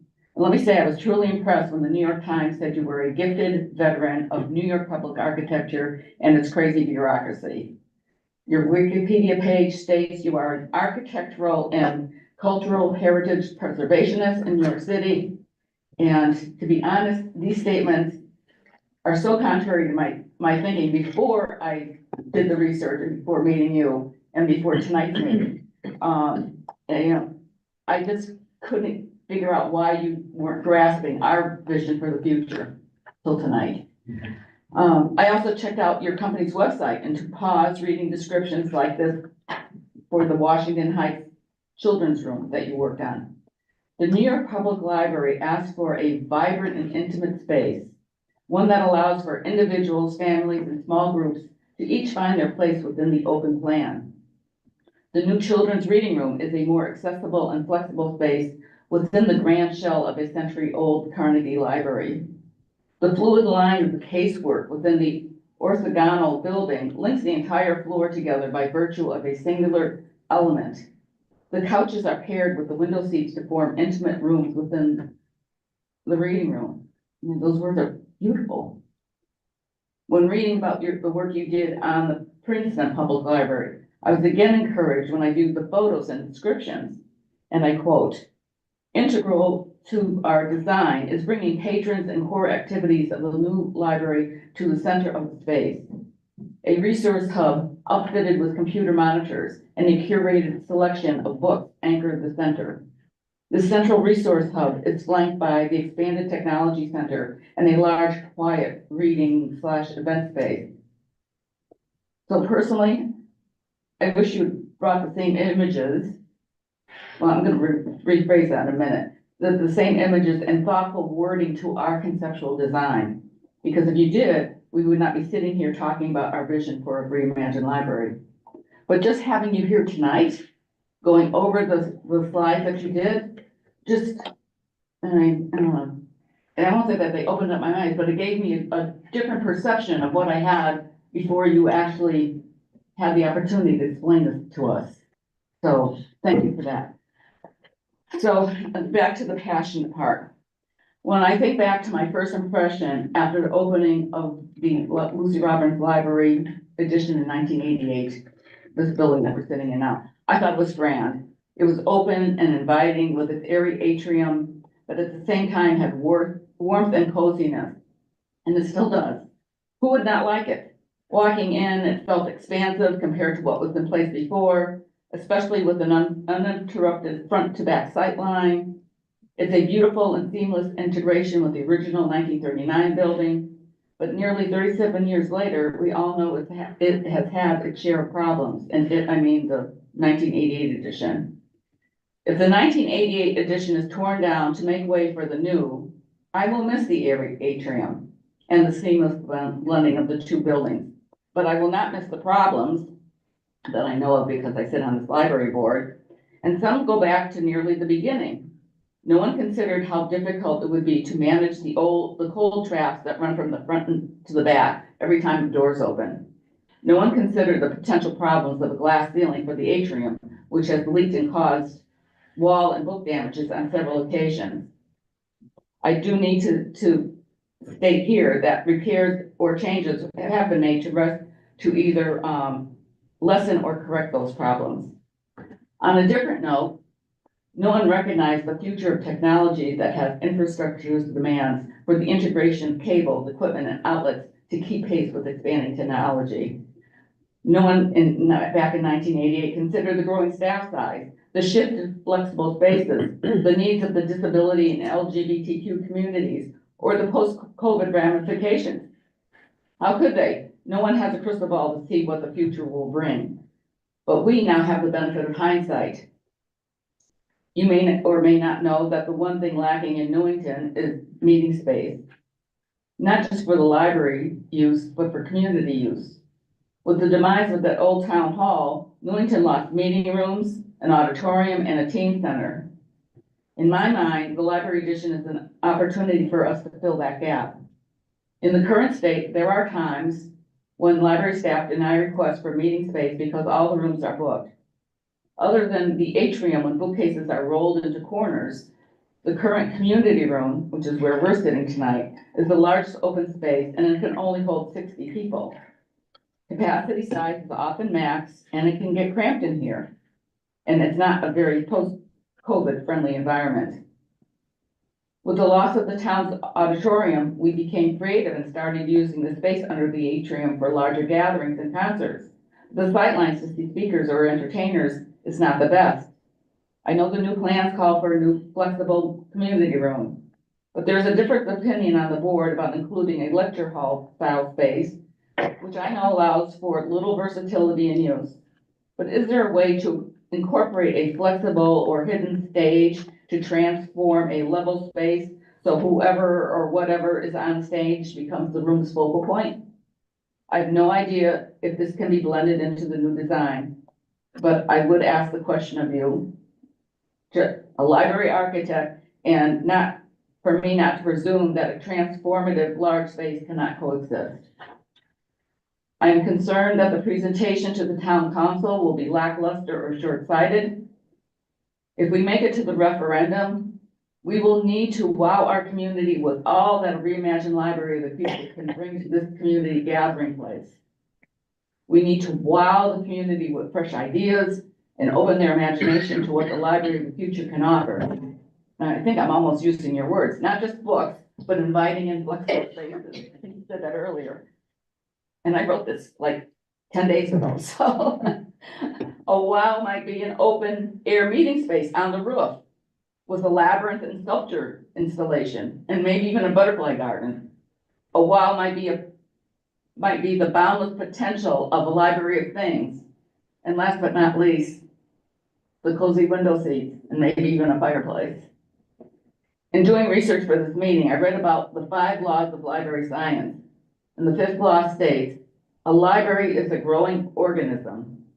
And I know I'm preaching to the choir here, but in other words, it means that the library should be a dynamic institution that is never static in its outlook, just as this board and its architect should not be static for the reimagined library, Lucy Robbins Wells Library of the Future. Thanks. I think there's any disagreement. Okay, so I'm looking up at the screen and I'm just gonna go out to the remote folks. Lisa, Maureen, any additional comments at this point? Comments about stacks? I think that, I mean, can you hear me? Yes? Yes. Yes, my audio's on. Okay. I guess what I'd like to say about the stacks is I think what Andrew was saying, I think we have been weeding, just so Neil, just so you know, the staff has been weeding pretty heavily over the last year and a half. And we do weed certain parts of the collection often because you need to weed them often, because of the timeliness of the information. But I also want to say that I think when you have the stacks the way they'd be presented in the conceptual design, people are going to see books that they might not have seen before because of the way they're presented to them. Because everything that we have is kind of tucked back in a corner in most cases. So I think we have a great opportunity to, when we weed even more, have this collection that will be new and inviting to people, even though some of the books have been there a while. But we have been working on that part, just so everybody knows. And then I guess I would just say that I agree that it's a lot of this is conceptual, and some of the things that we're talking about when it goes to a building committee, it's going to be up to them to decide if that's going to be included or not. But I think the big thing is we have to have flexible space, a flexible open space for the people. That's all I have to say. Thank you. Maureen, do you have any other comments at this point? Just to reiterate, and actually to piggyback on what Lisa just said, that the open space and flexibility, and I think this design shows that. I don't know. Okay. Thank you. I'm gonna go to Karen Brenner.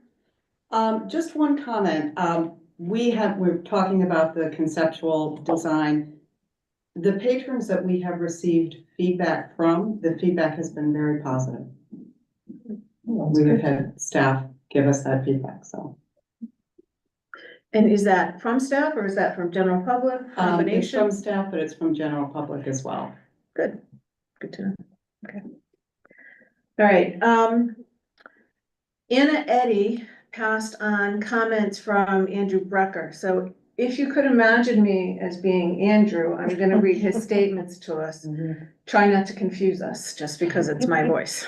I gotta take a sip of water. Wait, okay. So. Yeah, go ahead. Okay, so these are comments from Andrew Brecker. Sent in because he's not here tonight. Let's try the. I should preface, he did try to email them, but he was having email problems because he's in China. Okay. Okay. So again, this is Andy's voice, Andy Brecker's voice, since we have Andrew here. Let's try this again. I will not be in attendance at the 9/23/24 meeting because I am in China. However, I hope you will fairly represent to the architect my position that, one, the floor plans should be redesigned to include all the features on the list I prepared and have reviewed with the board numerous times. Two, redesign the exterior more in keeping with the town hall campus, e.g. the Simsbury Library. Three, delete the atrium and use that space for other features. And four, delete the green roof, but substitute the version of a green roof Anna brought to our attention. Thank you. And I believe that was the Newfoundland Library? Yeah, no, it wasn't the library, it was the town hall in Corner Brook, Newfoundland, which was, I just stumbled on it on a trip. So. Okay, so those comments were from Andy Brecker. And I'd like to ask Andrew Berman, can we get any more confusing here? I would like to ask the architect. So we batted around the idea of rooftop items, non-rooftop items, solar panels. I think we all want a sustainable library. But my question in general to Andy's last comment and some of the other comments of wouldn't it be nice? The picture that Anna showed us was a library that had a rooftop town hall that had walkways and window boxes and what have you, and we've talked about weather stations, telescopes, picnic tables, things like that. We've also talked about, in our attempt to probably get things, what would it take to maybe not build that out? Because I can only imagine that the more we add to the library, the more we add to the cost. But what does it cost to build that out, or even to prep to build it out? So say, I'm not gonna put the observatory up there day one, but I need to, in the old days, right, when our cabling was going from, telephony cable to Cat 5 and Cat 7 wire, but what would we need to do to prep ourselves to be able to use the library as an open public space for those things? Well, I think as you move forward, go through the referendum, get your funding. You're gonna have a budget. And there'll be a reckoning, a proper reckoning then, right, of what's in and out. And that will take work to figure out. What I'm convinced of, and what I'm trying to show in the concept, is the most important thing that you need is space. You need new space, because the new space is going to house expanded collection that are shown. It's gonna house lots of different programming for kids, teens, elderly, meeting rooms. I think the whole library is meeting rooms, but the library itself is a meeting place, it's a destination, it's a new town center. But all of this is really contingent on just having more space. And that will be the focus, and that's what I hope the concept shows. I've been reluctant to show too many wishes, let's call them, particular, because those might come and they might go. And that will depend on the budget and the priorities of the building committee and time as it changes. But what I'm confident of is you need space. You need volume for that space, and that's what I want to show. So to do an observatory, let's say, to do Or just public access to the roof, not public maintenance, access to. not what is- maintenance access, but public That says access. to me that we need Two staircases. two staircases And and an an elevator. And safety features and egress and. Structural build so they can and maintain stu- another and level. Staff supervision. And all of these things, you said at the end, it's a third floor. So now instead of saying we're taking on a 2-story building plus a basement, we're taking on a 3-story building plus a basement. So. But maybe Neil's I- gonna pay for that. maybe He thinks it's worth anything. But it comes back to the point, I think you're gonna want to put your resources into the most of a 2-story building. And if you get some amenities on the roof, because it's planted, great. Solar panels, great. Skylights, maybe not, it could be great. These are additional things that you will evaluate when the time comes. And the time will come when you have a design team, you have a building committee, and you have a budget. And I don't wanna promise too much, suggest too much now, other than these core things, which are the meeting rooms, the places for books, the auditorium, the kids' space. These are the core things that you just can't, compromise on.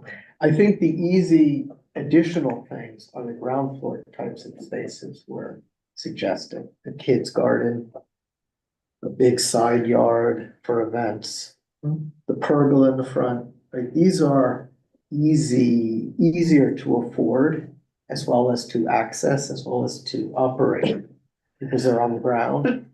Those are things we should foreground, because they're really genuine public amenities that a lot of people can see themselves enjoying or see their family enjoying, right? If you have kids, you can imagine that. If you have, parents, you can imagine them coming to the library and enjoying an outdoor space. Whereas some of these other wishes that, again, have been a little bit slow to incorporate, I think, are more niche and more specific.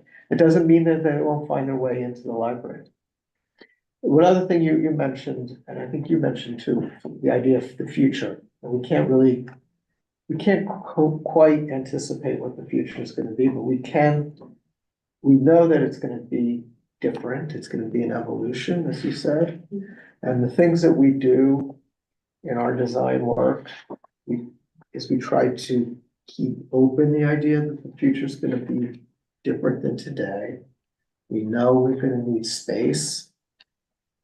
Lots of space, not over-designed space, because if it's over-designed for one purpose, it probably is not easily accommodated in the future. Right. And that's why what I'm trying to symbolize here in these kind of big open spaces without a lot of columns, without a lot of walls, is this possibility of change. It's just symbolic of that. It's not like the library has to look that way. I'm trying to suggest that it can be evolving. Another thing is providing the right wiring, right data. We're very limited now, to what we can make work or bring in for new technology. I mean, wireless helped us out an awful lot, but still, we have pockets of dead zones. But those will all be corrected. Right. Those will all be corrected. And when I say wiring, what I'm saying specifically is running the wires in a way that in the future they can be accessed, they can be swapped out, they can be upgraded. Look at all the engineers and contractors. Right. They're going, yeah, yeah. And all these systems. The infrastructure, basically making sure it's in place so that you can Exactly. just kind of connect, Exactly. whatever you This want. this is super critical. This is a real acknowledgement of time passes, technologies change. And if everything is over-designed, encapsulated behind hard walls, then it becomes an ordeal and demolition to change. But if things are accessible and thought through, then it's just, sometimes it's a plug and play change, sometimes you pull out the wires, you change.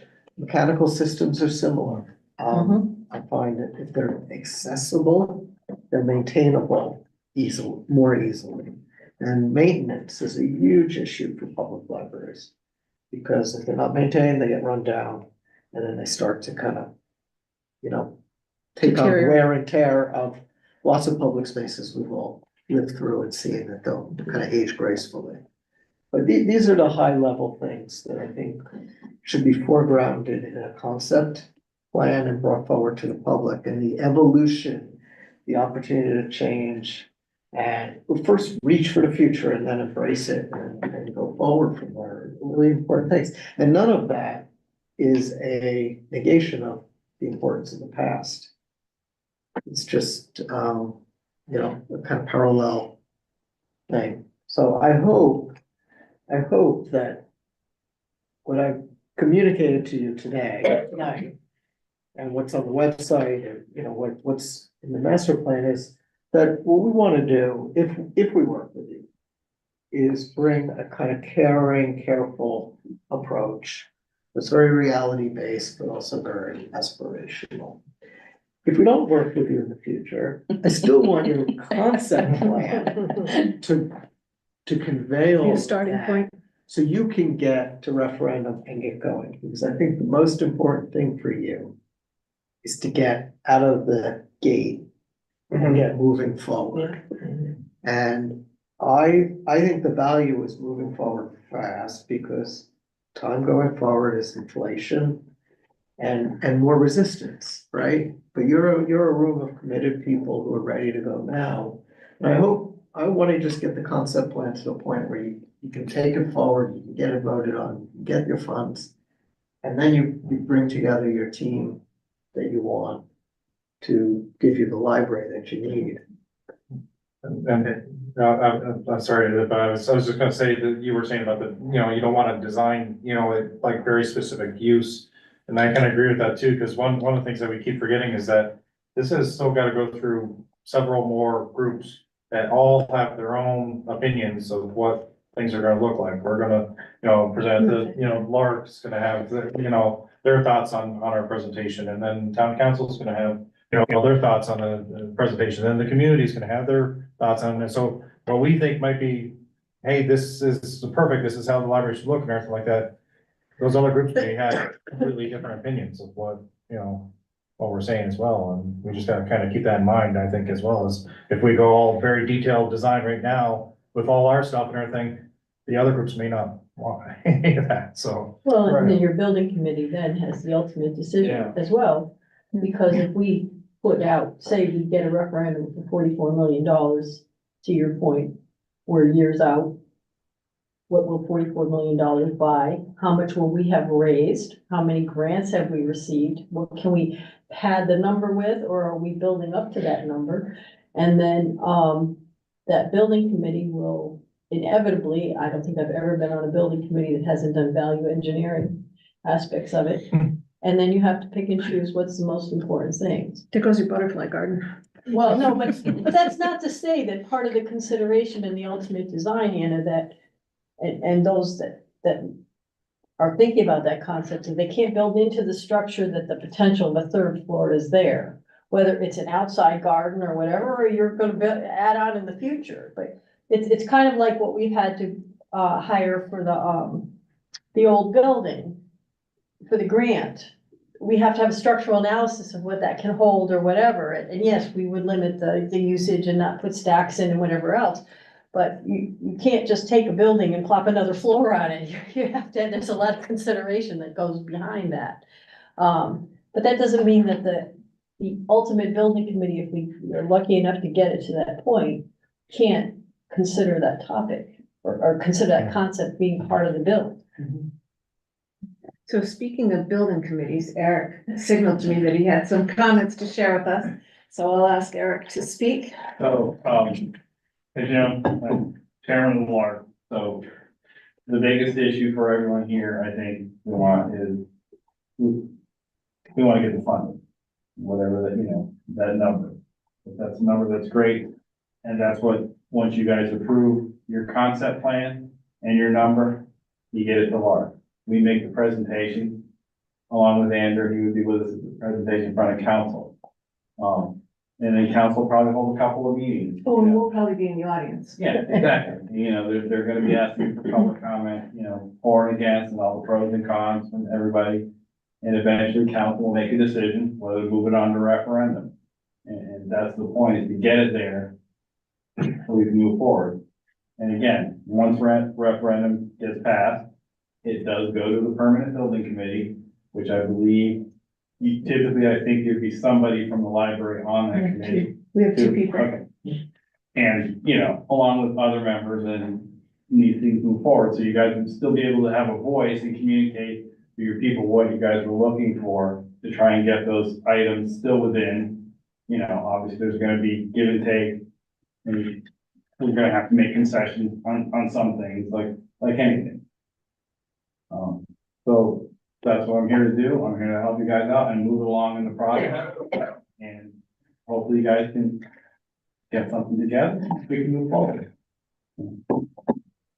Thank you, Eric. I'm just gonna look up on the screen. Does anybody else have anything that they want to say from the screen? Fiji, you can also speak now if you wanted to. No, I think Andrew has hit all the good points about that. And I also think that we gonna add anything right now, we will have to add to the cost estimate, to which we heard some comments about the concerns that the cost estimate is right now it's 44 million, and that might be a concern with some constituents. So Okay, yeah. thank you. And then Fiji or Virginia Ramos Rios? We'll give you the full Fiji's name. great, thank you. I just wanted to add, again, I'm probably one of the newest residents being involved in this.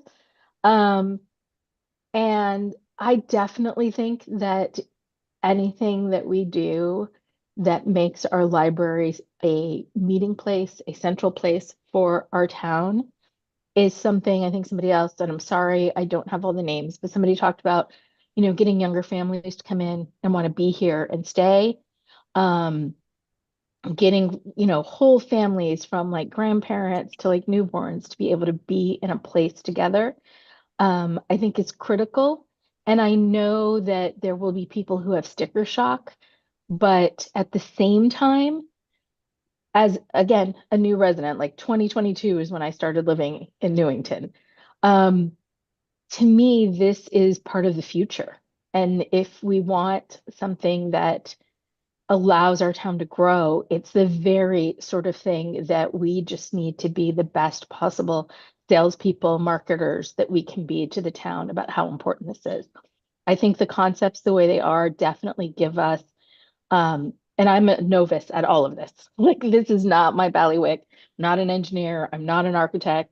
If anything, I'm a marketer. I do think it gives us enough to be able to make that case to people. And so I just wanted to point that out and say thank you. Thank you for including me. Thanks, Vijay. Anyone else, remote, Lisa, Maureen? No.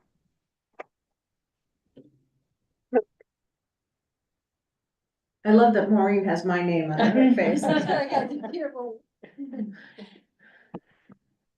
Okay, so she's not really me because she's quiet.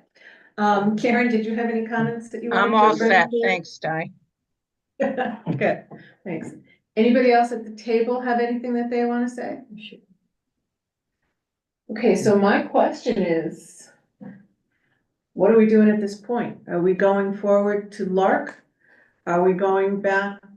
Are we spending more of our time and our money to ask for specific changes to this design?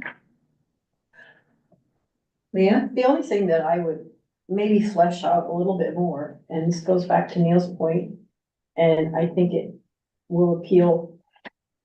I think it's like having a box and you have a whole bunch of little boxes, and it's how you put the little boxes into the big box. We're gonna move it around, so I think we can sell concept. I think that, the question on the referendum, again, a lot of people, we've seen it in other referendum issues. People are reading the question, sometimes they're not doing the research, and we just have to acknowledge that's going to happen. We can't teach everyone. But what I'm thinking about is maybe that page with the 44 million. Under there, what are you going to be pursuing?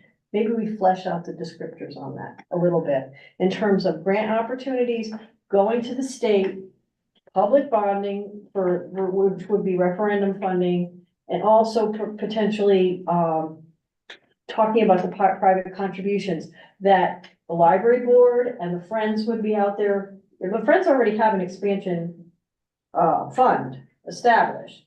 But to show that we're not just coming into this to say, okay, give us $44 million. And maybe flesh it out so people could say, okay, we're actively saying it. When I've had conversations with people, since the last meeting, and it's been out there in public, people are going, so tell us what you mentioned something about it. People who are paying attention are asking me questions. I've explained to them, well, we're getting ourselves certified to apply for grants, and we're doing this so that we can apply for like the structural engineering type of thing.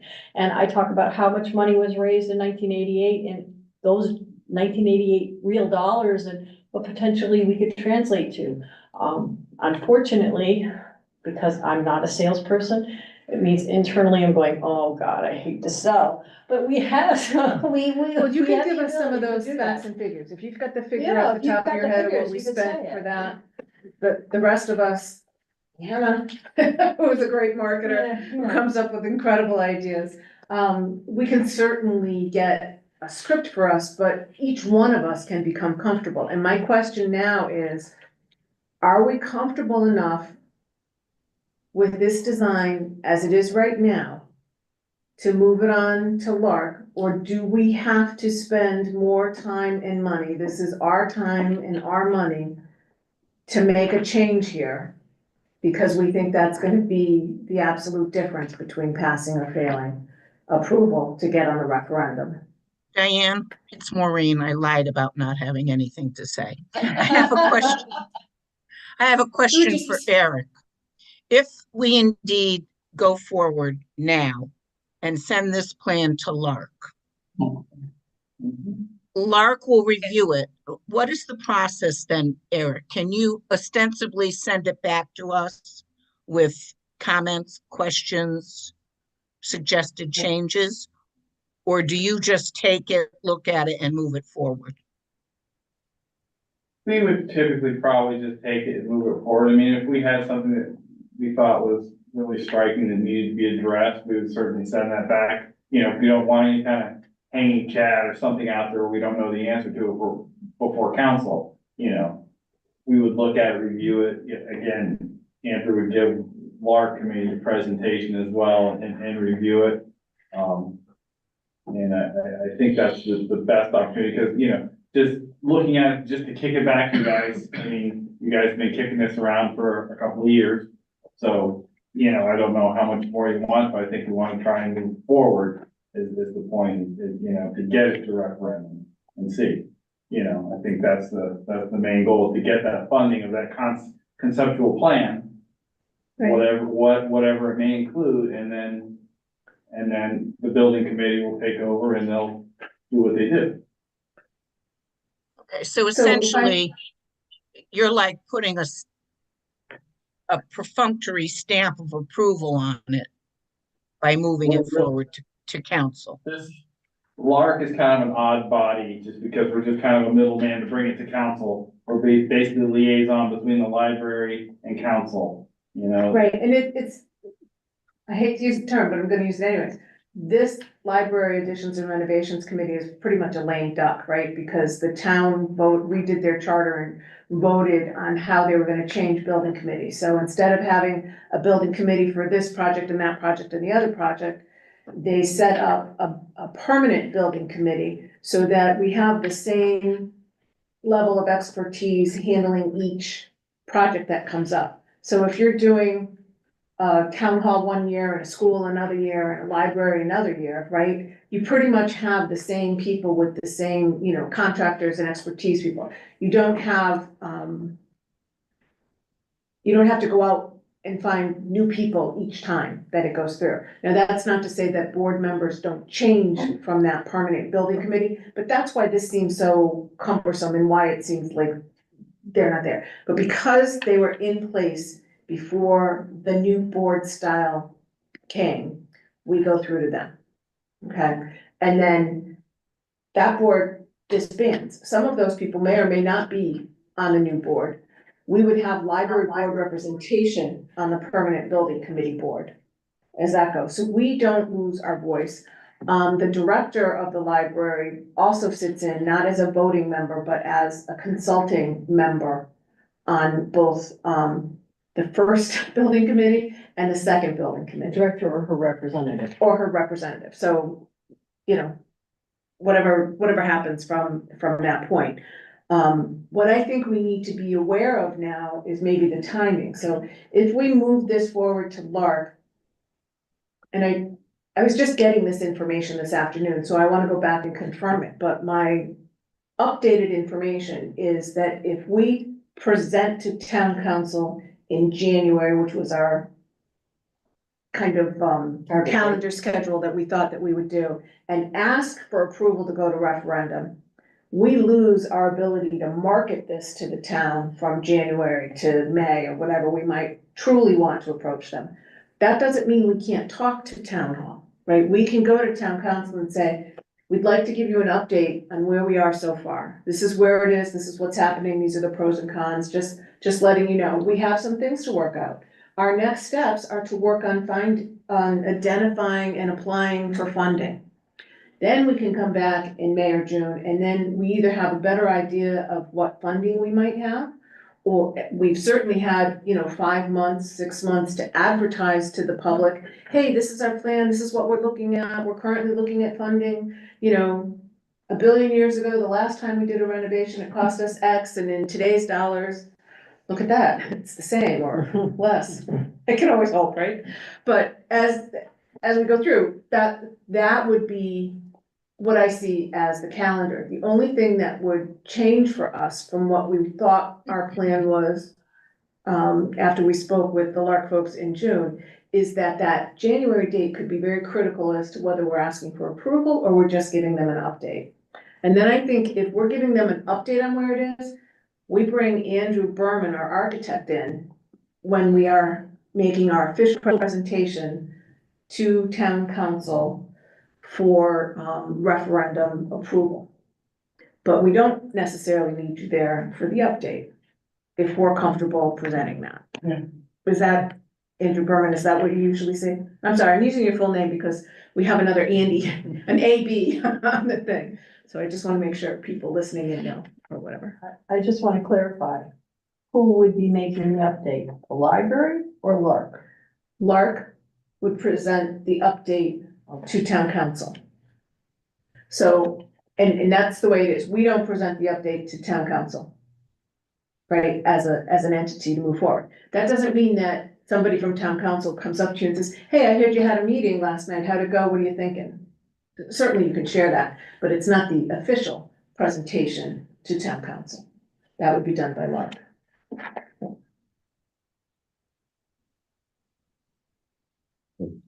So I still have a question out there, right? And that question is, are we comfortable moving forward with LARC? And if we're not, I need a detailed plan and a commitment on calendar for people in terms of what's gonna change if it makes enough sense to do that. And then it's time. And I like to think that in computers, you can just go in and do a little bit of this and a little bit of that. But evidently, when you're an architect, the little bit of this and a little bit of that need to be pretty precise. So it is time. It's not like, oh, they can do it and have it back to us in a day. It's a time to go in and open things up and make, decisions and things. And time is money, and time is opportunity for us. Yeah. The only thing I really heard in terms of, we had a lot of comments and whatever, is that the potential of having a screen or a slide that showed that outside facade of the old historical in a more flattering way.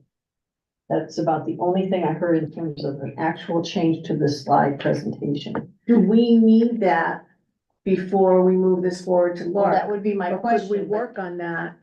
Could we work on that as part of our update proposal or marketing material? And could we contract with you guys to show a different interior shot that might show the old new building, if that's, the consideration? If people are turning too quickly past that first page, as George pointed out, really shows keeping the old, adding the new, we're evolving into a library that meets our town's needs and goes through from that end. Throwing it up there for, If I may, you may. this new information you talked about with your marketing stuff and the may change the timeline, we'll have to discuss that and get more detail on that through LARC so we can see, maybe we have a little more leeway at the beginning of the year. Somebody said, we'll go back after budget season, and that might be the way to go, is make sure we get budget season out of the way and go talk to them in April. If you want a decision from them, I think budget. If you want to give them an update, again, I think we would give them the update before budget, which we were thinking was January timeframe. They're not gonna have time to have public hearings or do anything Right, else through the exactly. whole budget process. So I think that ends in April. When do they make their final budget April. decisions? April. Yeah, usually they're voting in April. Okay. And Kim, you're quiet back there. I didn't know if you had any comments to add. I barely have a voice. Okay, You're all lucky tonight. I just want to make sure that you feel welcome to speak. Thank you. And the one thing, and you're, you can jump in as well. And we've talked about this at the LARC meetings, which I'm part of, is that in order to bring something, if the council approves a project for referendum, there's a time frame and you have to kind of go back from that. It has to reach the Secretary of State's office. There's certain state requirements. Right. and deadlines, so we also have to think. Right. And that backward deadline as is well the as moving first forward. business day, in September. September. So figure Labor Day, right? By Labor Day, it has to already be, presented and approved by town council Right. so that it can be put on the ballots In November. in November. So that, there's no wiggle room there, right? That's the time. Well, but if we go with April, because Right. I'm going back to what we were going to do this year. We were fighting to get to that June 1 to get to LARC, for then to go to town council Right. and then to get the hearings done. If we're moving it back to April being the goal date, then we have an additional 6 to 8 weeks. We do, for to schedule public hearings and do that. Yeah, because you don't wanna be rushing and feeling like you're under the gun. to get Right, and this we done. You We wanna want give plenty of enough time for public hearings, and we want the public to be aware, right? That's why we're talking about this internal advertising, time. How do we get the word out to our public? How do we let them know what our thoughts are, what our concerns are, what our goals are? It's flexibility. What's the end result? What do I get for this? Do I get, an extra 10,000 square feet? Do I double my space? Do I, these are some of the terms and the numbers. So there's gonna be people that say, oh, that's pretty, let's vote for it. There's gonna be people that, wanna go through all the numbers. I'm on the pretty side, Leanne's on the number side, in terms of, what you're gonna do to dig into the, pages and stuff. But our goal is to have more space because we don't have enough space today. And to make sure that to help future-proof, that it's flexible space so that we can change as our needs change, as our community's needs change. So evolve, I think evolve is, never mind, unless it's imagine imagine and involve the library. I think those are all great words that we have. Kelly. So after reading through the minutes for all of the meetings leading up to this and listening to all the comments today, I broke it down into 3 things that are the overall goals. We're preserving the history, we're embracing the present time, and we're planning for the future of the library. Those are the 3 major things that we keep talking about. I see. Give that girl an award. So we're preserving history, embracing the present, and planning for the future. I like that. That's a great marketing. Yeah. Oh, do we know what committees we're putting you on? she's on the marketing committee, man. That's great. Terrible at it, but I was just summarizing everything that I've been kind of hearing from essentially everyone at the table. Right. We want to make sure we maintain the history of the original library and the beauty of it and the whole aspect of where we've come from there, where we stand today. But then we also want to make sure that we're in a place where as needs, the population changes or the needs for the library change, the meeting spaces, the technology, we're able to adjust for that as well as best as we can anticipate. Great. I think that plan addresses, the current plan addresses it. Whether we go back and we tweak a slide and we get the more specifics involved, that comes down to where our marketing is. I guess the thing that you're asking for is, do we put it to LARC? And then LARC sits on it till January while we're working on things. Well, we have we'll have our internal discussions.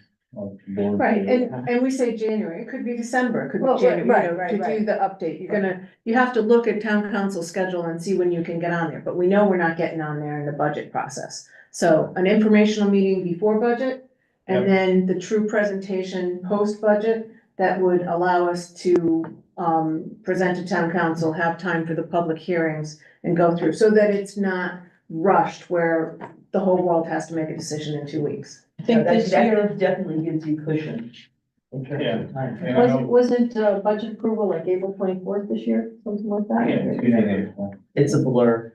But I try to later, get it every later year. part of April. But that idea, I mean, even if we're presenting in June, because we are now so much farther ahead, and I think we also have our marching orders. So just because we're giving it to LARC doesn't mean that we're not continuing to work on identifying,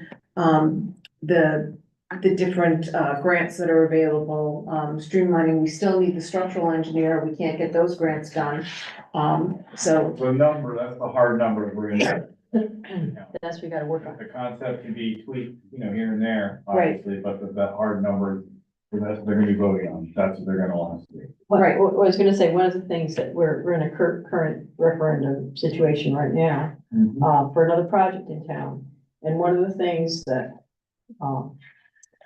a lot of people have questions are, they get into the weeds and they wanna see line items. So 44 million needs to have line items in terms of the way we propose this, in terms of kind of breakdown areas or concepts or whatever. That would be the one thing, because people are asking in this other project, what's included, what's not included. Yeah, And- what's demolition, what's Right, built right. out, what's. So they're asking specific questions about tasks that are included in that dollar amount. So I think that we should take a lesson from what's occurring now. Yeah, to but I think say- it's gotta be big ticket items. Oh, no, It can't be a budgetary You line. can't go like a 47-page list, but if you had 12 items that break down to 44 million rather than just that number. Because I think people are like, and I'm not picking on this particular project, all I'm just saying is right now they have, it's a pool project. So they have a playground number and they have, the old pool, demolition number, and then they have. I think we have to identify when we Right. have the number 44 million on top there, we have to identify what that is. Right. So if it's demolition, if it's build out, if it's, That's all I'm materials, saying. whatever it is, we have to have that in there rather than just saying, here's the picture and here's the I'm not cost. looking for a schedule of values, but what I'm looking for is something along the lines of, so that people can turn around and say, what is included in that number? You're saying more than just one line that says construction cost 38.7, more than just soft cost 5.3. Well, because we have people in town who will ask that question. No, I know, but- So we have to be prepared to answer it, and So construction and- could be construction, demo and rebuild or whatever. but I think though, there's a risk I know there's a to risk to it. providing an itemization, because. Not too, I You know, don't say we have to then- go that then there's a way specific, of but picking 44 is a big that number apart. for people to embrace in their head. They have to say, what am I getting for that? And But that's what the. Yeah, but concept plan is so answering. maybe what we do is we list the items, but no dollar amount next to them. that's fine too, but you have to give some kind of, this is what's in the number. And it can't just be a visual, because again, I don't have a problem reading a plan. Other people will look at a floor plan and it doesn't make any sense Well, I to think the them. color coding that we did is good, and then if we identify room spaces. And I don't think we need as many pictures, so we talked about that, but that's like the overall presentation. I think we can go to Lark with this, with just a couple of pictures. I think we talked about 1 page of pictures of what a space could look like. And that's enough for the informational meeting Oh, update absolutely. to, I and then I just- think we come back and we might, I don't know how much more detail we need. They might tell us. I think At the we should- informational we should meeting, take a they might lesson tell us. And be observant to what is currently happening to see. I mean, we'll know if this current referendum aspect goes forward, and we will hear from people what their holdup is or what they're supporting. And, I mean, I think that if you tell somebody something's, they want to know what's included. You don't necessarily have to have a line item breakdown. But, if you can turn around and, whether it's bullet form or whatever else, to give, this is what you're gonna, this is our goals to give you in this price. This is what we're shooting for. And, there is a lot of that already here, but when the pricing is over here and the list is over here, sometimes it's, Yeah, okay. that's all. All right, so go ahead, Anna. Since we're talking about price, Leanne just kind of poked my awareness. Does this, and we say construction costs, does this construction costs include the furnishings and the, the inside, the new shelving, new, whether it's stacks or racks, whatever we got, I mean, the cost include what we need to be able to go, be turnkey on day one? Yes, the number of, meant to provide a realistic all-in budget for construction. That's the hard cost. The soft costs, fees. Within that are furnishings, bookcases, light Okay. fixtures. The notion is that it's a realistic budget. This was put together not by myself, but by a Construction estimating construction firm. manager and estimator who works on libraries. But this is a realistic cost at this time Okay, for a all library of this size. right. Yeah, Now- so the soft cost here isn't defined as such with the furnishings. There's moving and storage and testing and professional fees. So it Just to- doesn't allude. I can clarify that the furniture, hi, this is Vinci from Andrew Berman. Yeah, the cost estimate under the hard cost, that includes the furniture and shelving in this breakdown.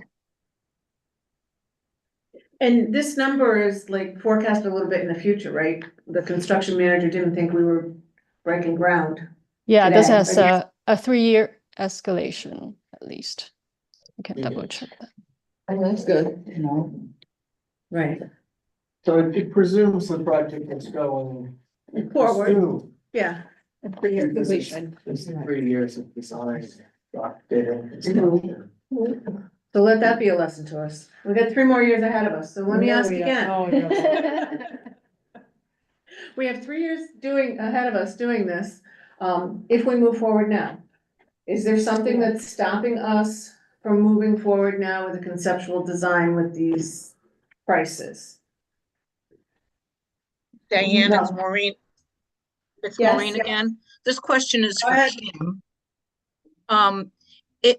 If this goes to Lark and then Lark sends it to council, council can send it back to Lark or us if They they're would not. send it back to Lark, and Lark would probably If send it they back to think us. the 44 million is too much, I guess the question is, can they send it back through the channels to pare the price down?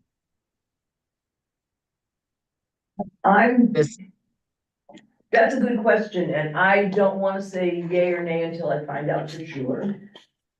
I mean, is that de I rigueur think or? I think the question behind that question might be, is it approval, yay or nay? We approve or we do not approve, and that's the final word from the council. And let me check on that and I will get back to, matter of fact, I'll probably email Diane with the answer and then she can. And I would think that town council is totally within their rights to say, we love this idea, we love the library, we love everything else. We don't But we don't love the see price. an X number, well, we don't see an X Yeah. number of bonding. Our town is willing to bond at this level, redesign this to this level, because let's face it, that's really what happened with, the town hall pretty much after the fact. So we hate to do that, but it is possible that we could go in a, we love it, but scenario. Yeah, but the town hall happened in building. All those changes happened within the building. Right, but, from what I remember, it originally went in at a larger number and it failed, so then it came back at a lower number and they were gonna pull funding from other places. And then somehow we got all the way right back up to that original number, or pretty damn close to it, by pulling amounts from other areas. So I think it behooves us to identify what that cost is. But if town council wants to say, okay, we understand that it's gonna be 44 million. We're gonna get 4 million of this some other way. Whether it's through CIP or something else, not bonding, they might rewrite the referendum. They're the ones that write the referendum to change that. And Kim, I appreciate you verifying all of that, but that's me riding along the crest of the wave, not paying a lot of attention because it wasn't the library. No, I will actually, I'll look into it and I will get back to you, because that's a critical question. Okay, so that's a good question, and we can know that through Lark. Thank and you. Figure out what's going on. All right. So what are you looking for, a motion to move this I'm forward? looking for, yeah, a motion so that we can take a vote on it, so that we can, know what our next course of action is. So you want to move to Mark for consideration? What is the Looking for a mo- actual motion? Yeah. I'll make a motion. This Just is throw it Leanne. out there. This is Leanne. I'll make a motion that we move the concept that's been presented forward to LARC for their consideration, with the idea that we would do a informational meeting in the early part of the year or the end of the year, in the next couple of months, to town council to keep the council informed of the status of the project.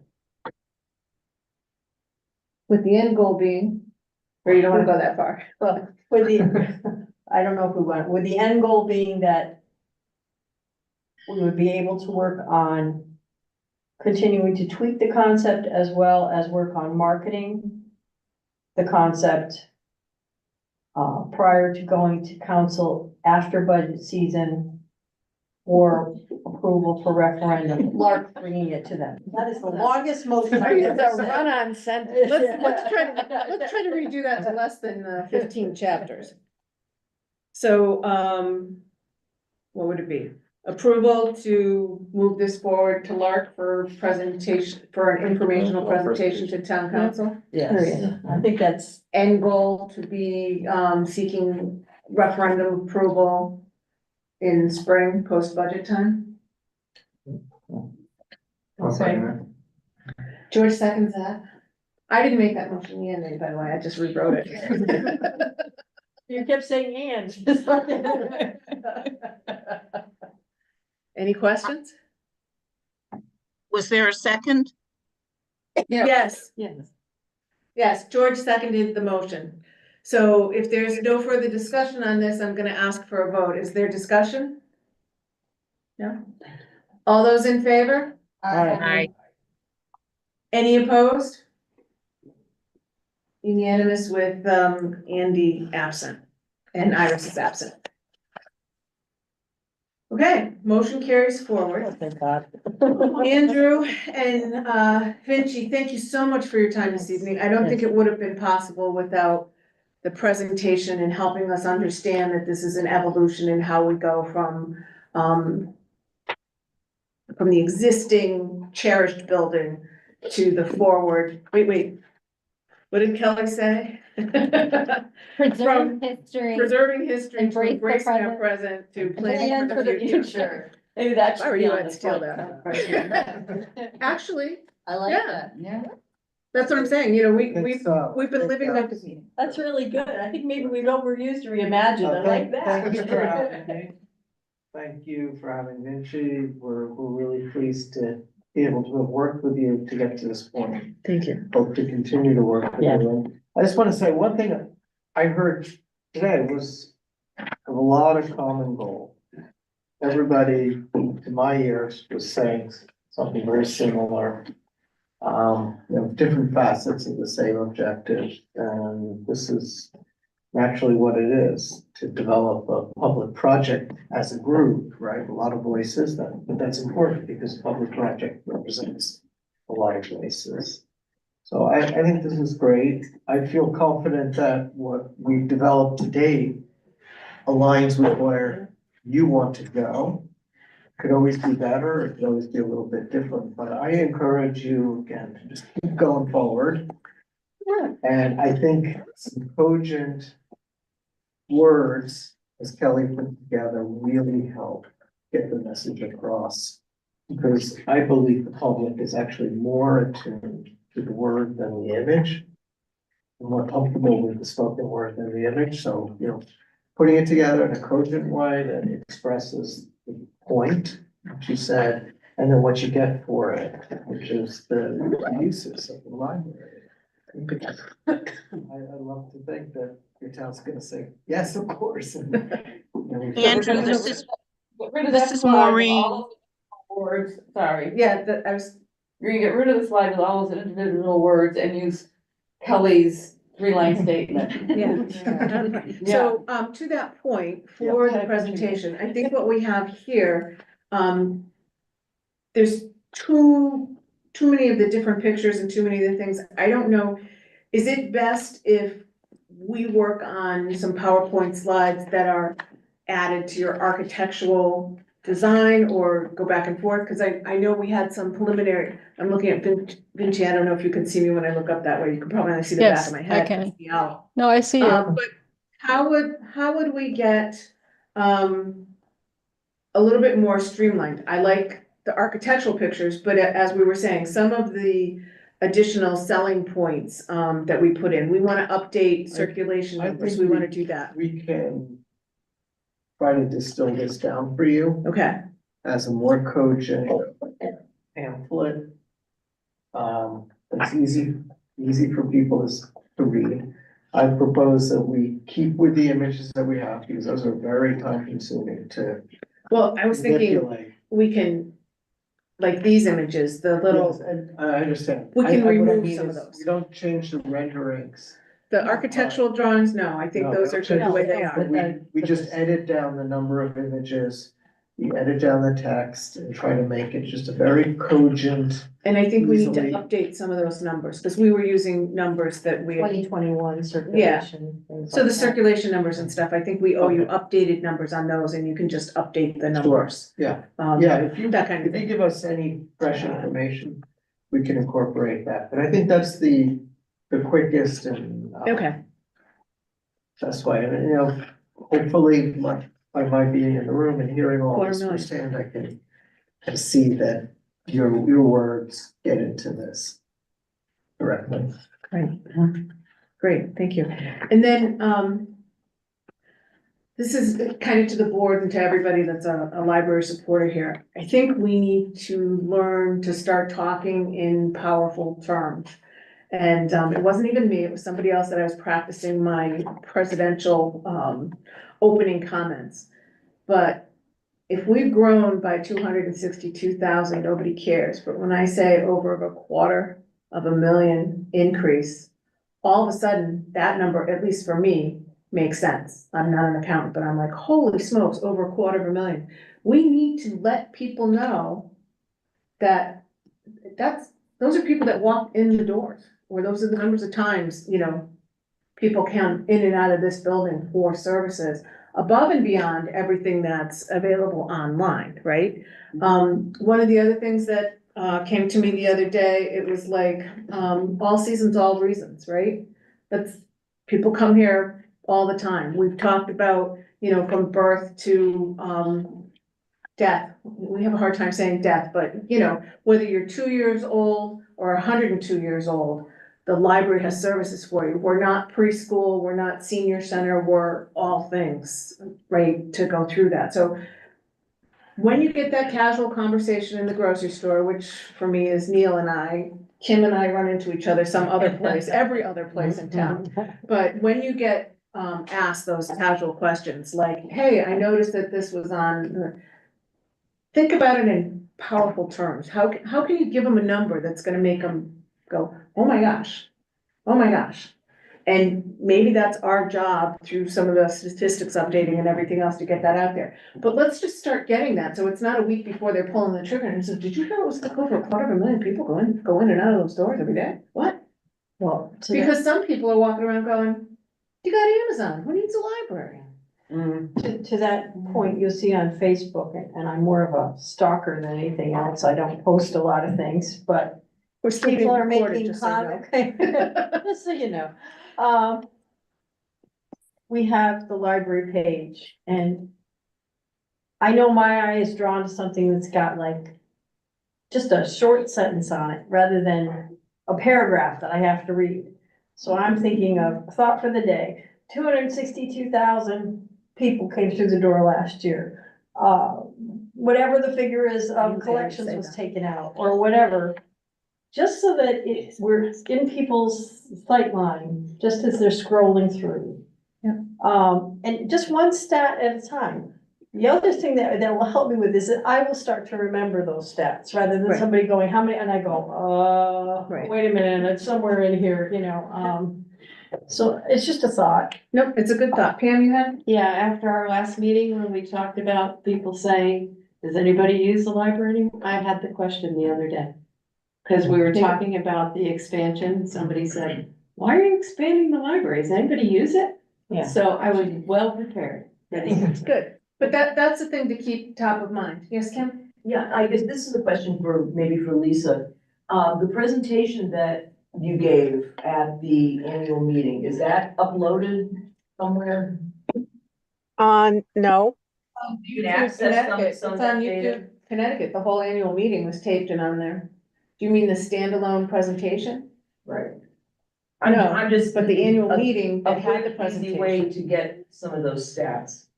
Like a stat card, like a reference sheet. Yeah, we can do Yeah, that. We've something, talked, yeah. we've talked about putting it on the front page of the library website.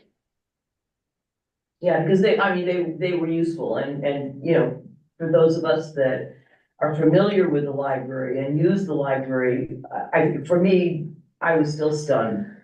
Let's Get our creative people working on with this. what we do I think and it's how neat, many especially people with come all the and chit-chat going on what in the town. utilization is and why people are here. Okay, good. All right, I'm getting ready for that favorite part of the night at 9:10. Oh man, sorry, Andrew. We should have warned you. One last call. Any other comments? No? All right, then I would entertain a motion for adjournment. Should we rewrite that? Couldn't it be longer? I need a second. Thank you, Kelly. All right, don't you dare vote negative on it. All those in favor say aye. Aye. Any opposed?